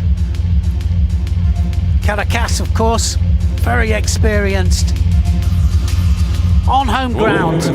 Always an advantage? Well, not always, and I can honestly say that Now, please welcome many people that I question about that, is it an advantage? Sometimes it puts untold pressure on. I always regretted not having a World Championships or a major event in the UK, other than the British Open that was.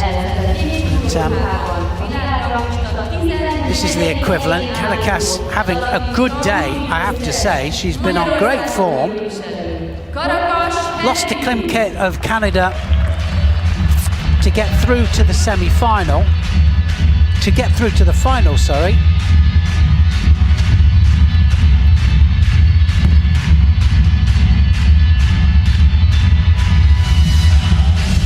Verhagen had to fight her way into the repechage bronze medal match, beating Metetskaya of Russia. Verhagen in white, then Caracas of Hungary in blue.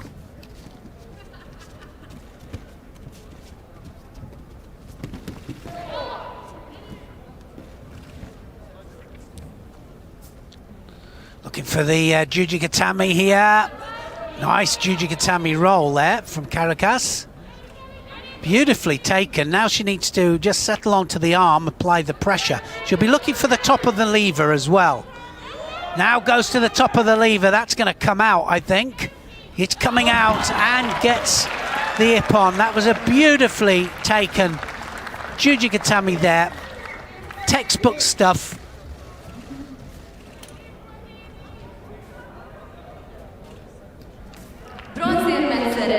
Caracas of Hungary then makes short work of that one, and I can tell you now that Verhagen is a really tough lady.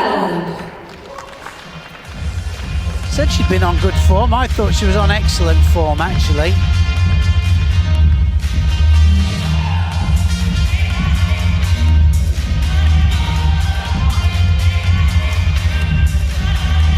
Just watch how she climbs into it there. Look at the transition. This is what it's all about. And also the catch. She needs to catch the arm. Then gets the head down. Pressure into the joint all the time. But it's the transition here from this very low Siatoshi movement. Then clicks into the arm. The next contest is the Jaskovic final for today. So turnover into the Jujigatami. Look at the pressure she's got onto the arm there. That right hand comes over her own thigh, so the pressure's on. Now what she's doing is trying to get to the top of the lever. Look at that hand now go to the top of the lever there, and she'll go onto the wrist. Now Verhagen is in trouble. Needs to readjust her balance. As soon as she does that, she straightens the arm. Brilliantly taken. Great bit of newaza. Caracas of Hungary gets a medal.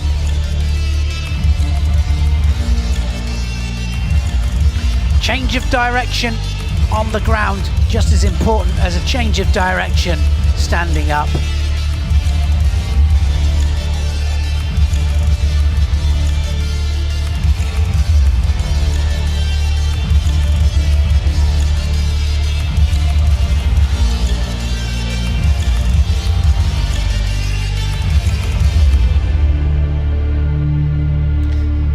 Start back onto the World Tour for Caracas. Welcome to the last contest. Today, this is last final for women. So the last final of the day. 5 categories we've had today. And Jessica Klimket of Canada here up against Rossevaux of France. Rossevaux has been on terrific form all the way through here, beating Jakova. She beat Metetskaya of Russia, then Montero to get to this final. Klimka also on great form. Elieva, she beat Caracas, and Luxa of Kosovo.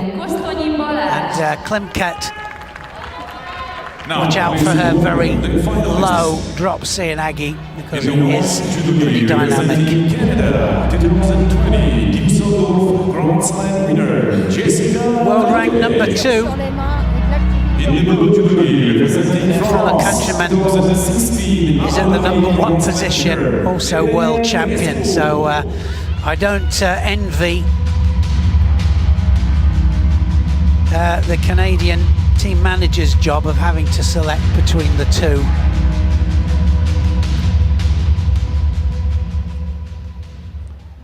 Klimke in white, Rossevaux of France in blue. Last final on this first day.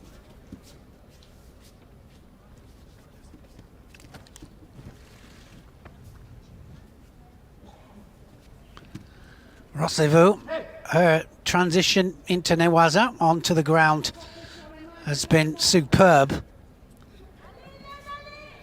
If I was Klimke, I'd be just a little bit cautious of the transition into the groundwork.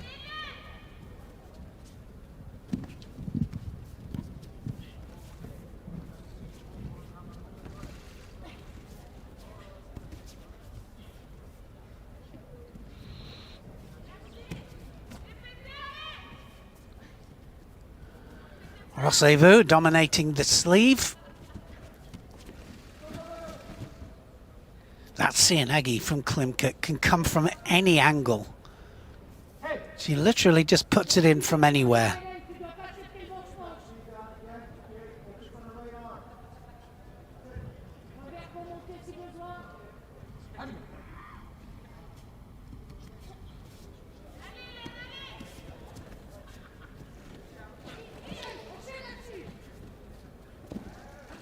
Oh, there it is. Wazari scored. Wazari directly into the hole down there from Klimket, and she has been on fire today. Absolutely on fire. Ippon all the way through. I haven't seen a match where it's gone to time. Made easy work of Rossevaux, and that was a superb performance.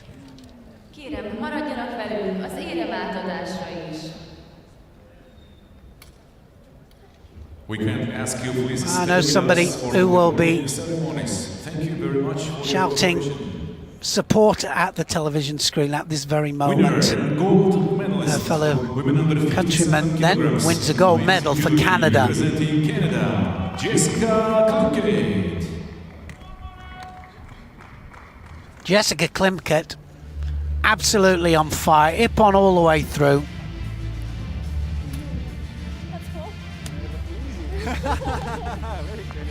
This is gold medal number 3 in a Grand Slam for Jessica Klimket, Canada. Great performance. Representing France, Hélène Risseau takes the Deguchi, of course, is the world champion, and Deguchi and Klimket, one of those has got to go to the Olympic Games. Now, what a decision that is. In the highlights of this final. Both potential medalists at the Olympic Games.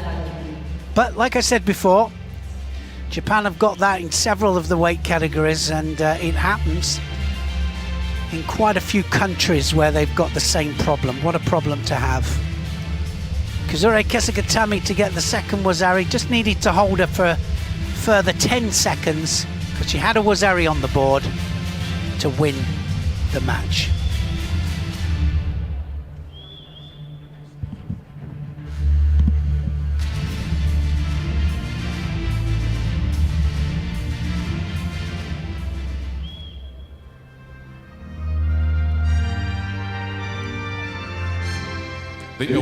Still got 2 medal ceremonies to come just to finish this off, so don't leave us yet.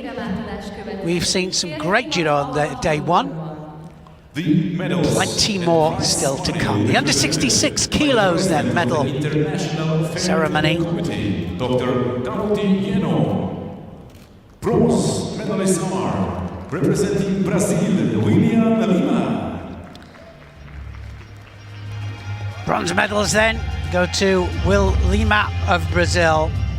And representing Azerbaijan, Ozan Safarov. Safarov gets the other bronze medal. Great performance from Safarov, it really was. Two-time a world medalist, and well, he did this in style. Representing Russia, Yakub Shamilov. Two Russian finalists, Shamilov this time has to be content with the silver medal. The gold medal goes to Abdulzaliov. World ranked 31 coming into this. Now his world ranking will go up, and that means that they will have two possibilities for the Olympic Games. Russian Federation. Kérem, hallgassuk meg együtt állva Oroszország himnuszát.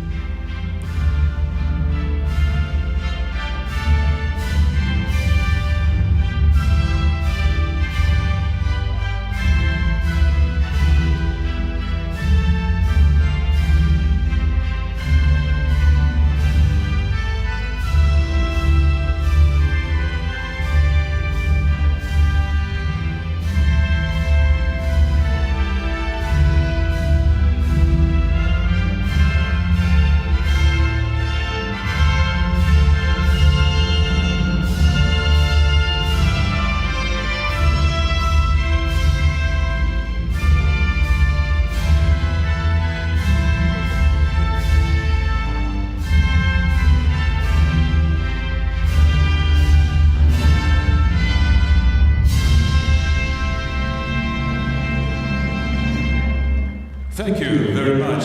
Now, family picture with VIP and judoka. Köszönjük szépen, csoportkép következik.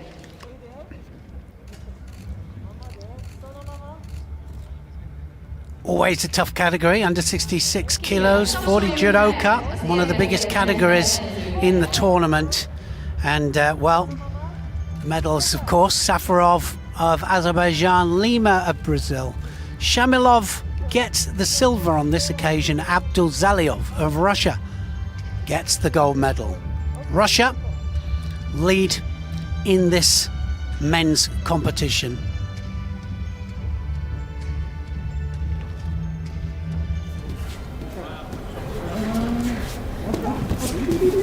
One more ceremony just being prepared. Stay with us.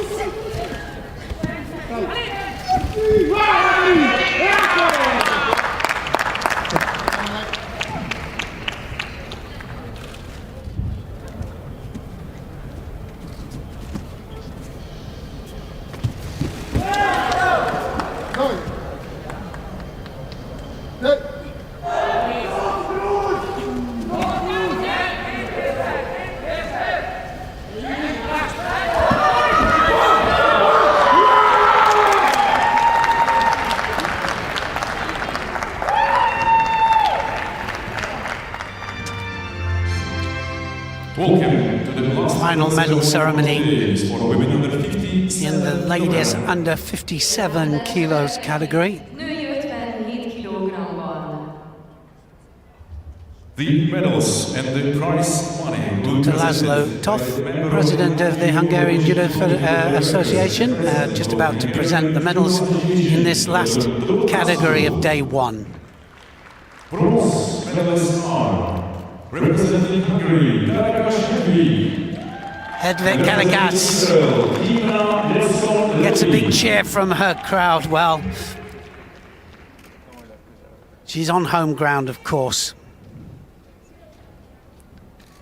Nelson Levy of Israel receives the second bronze medal. Silver medalist representing France, Hélène Risseau. Hélène Risseau of France. The eyes say a smile, but no doubting the gold medalist here. Jessica Klimket with a superb performance. Just bosses her way through the whole tournament and Ippon all the way through, and she wins gold for Canada.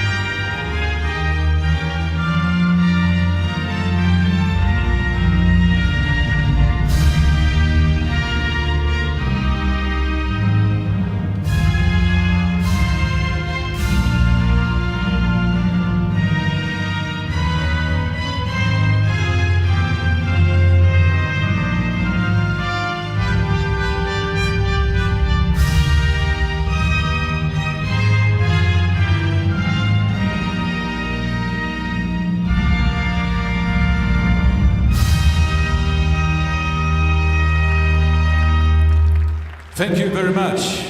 Well, I can honestly say it's great to be back, and judo is back. What an amazing first day. Russia then come top of the pile with 2 golds, 2 silvers, and France, Canada, Kosovo get the other places. We're all with a gold medal apiece, but France are second in the medals with a gold and a silver.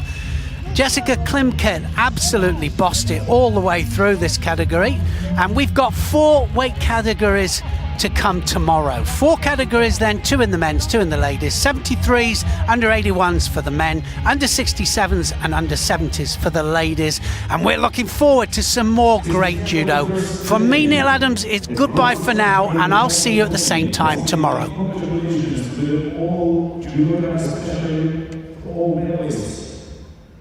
We remind you that tomorrow the preliminaries will start at 11 o'clock in the morning.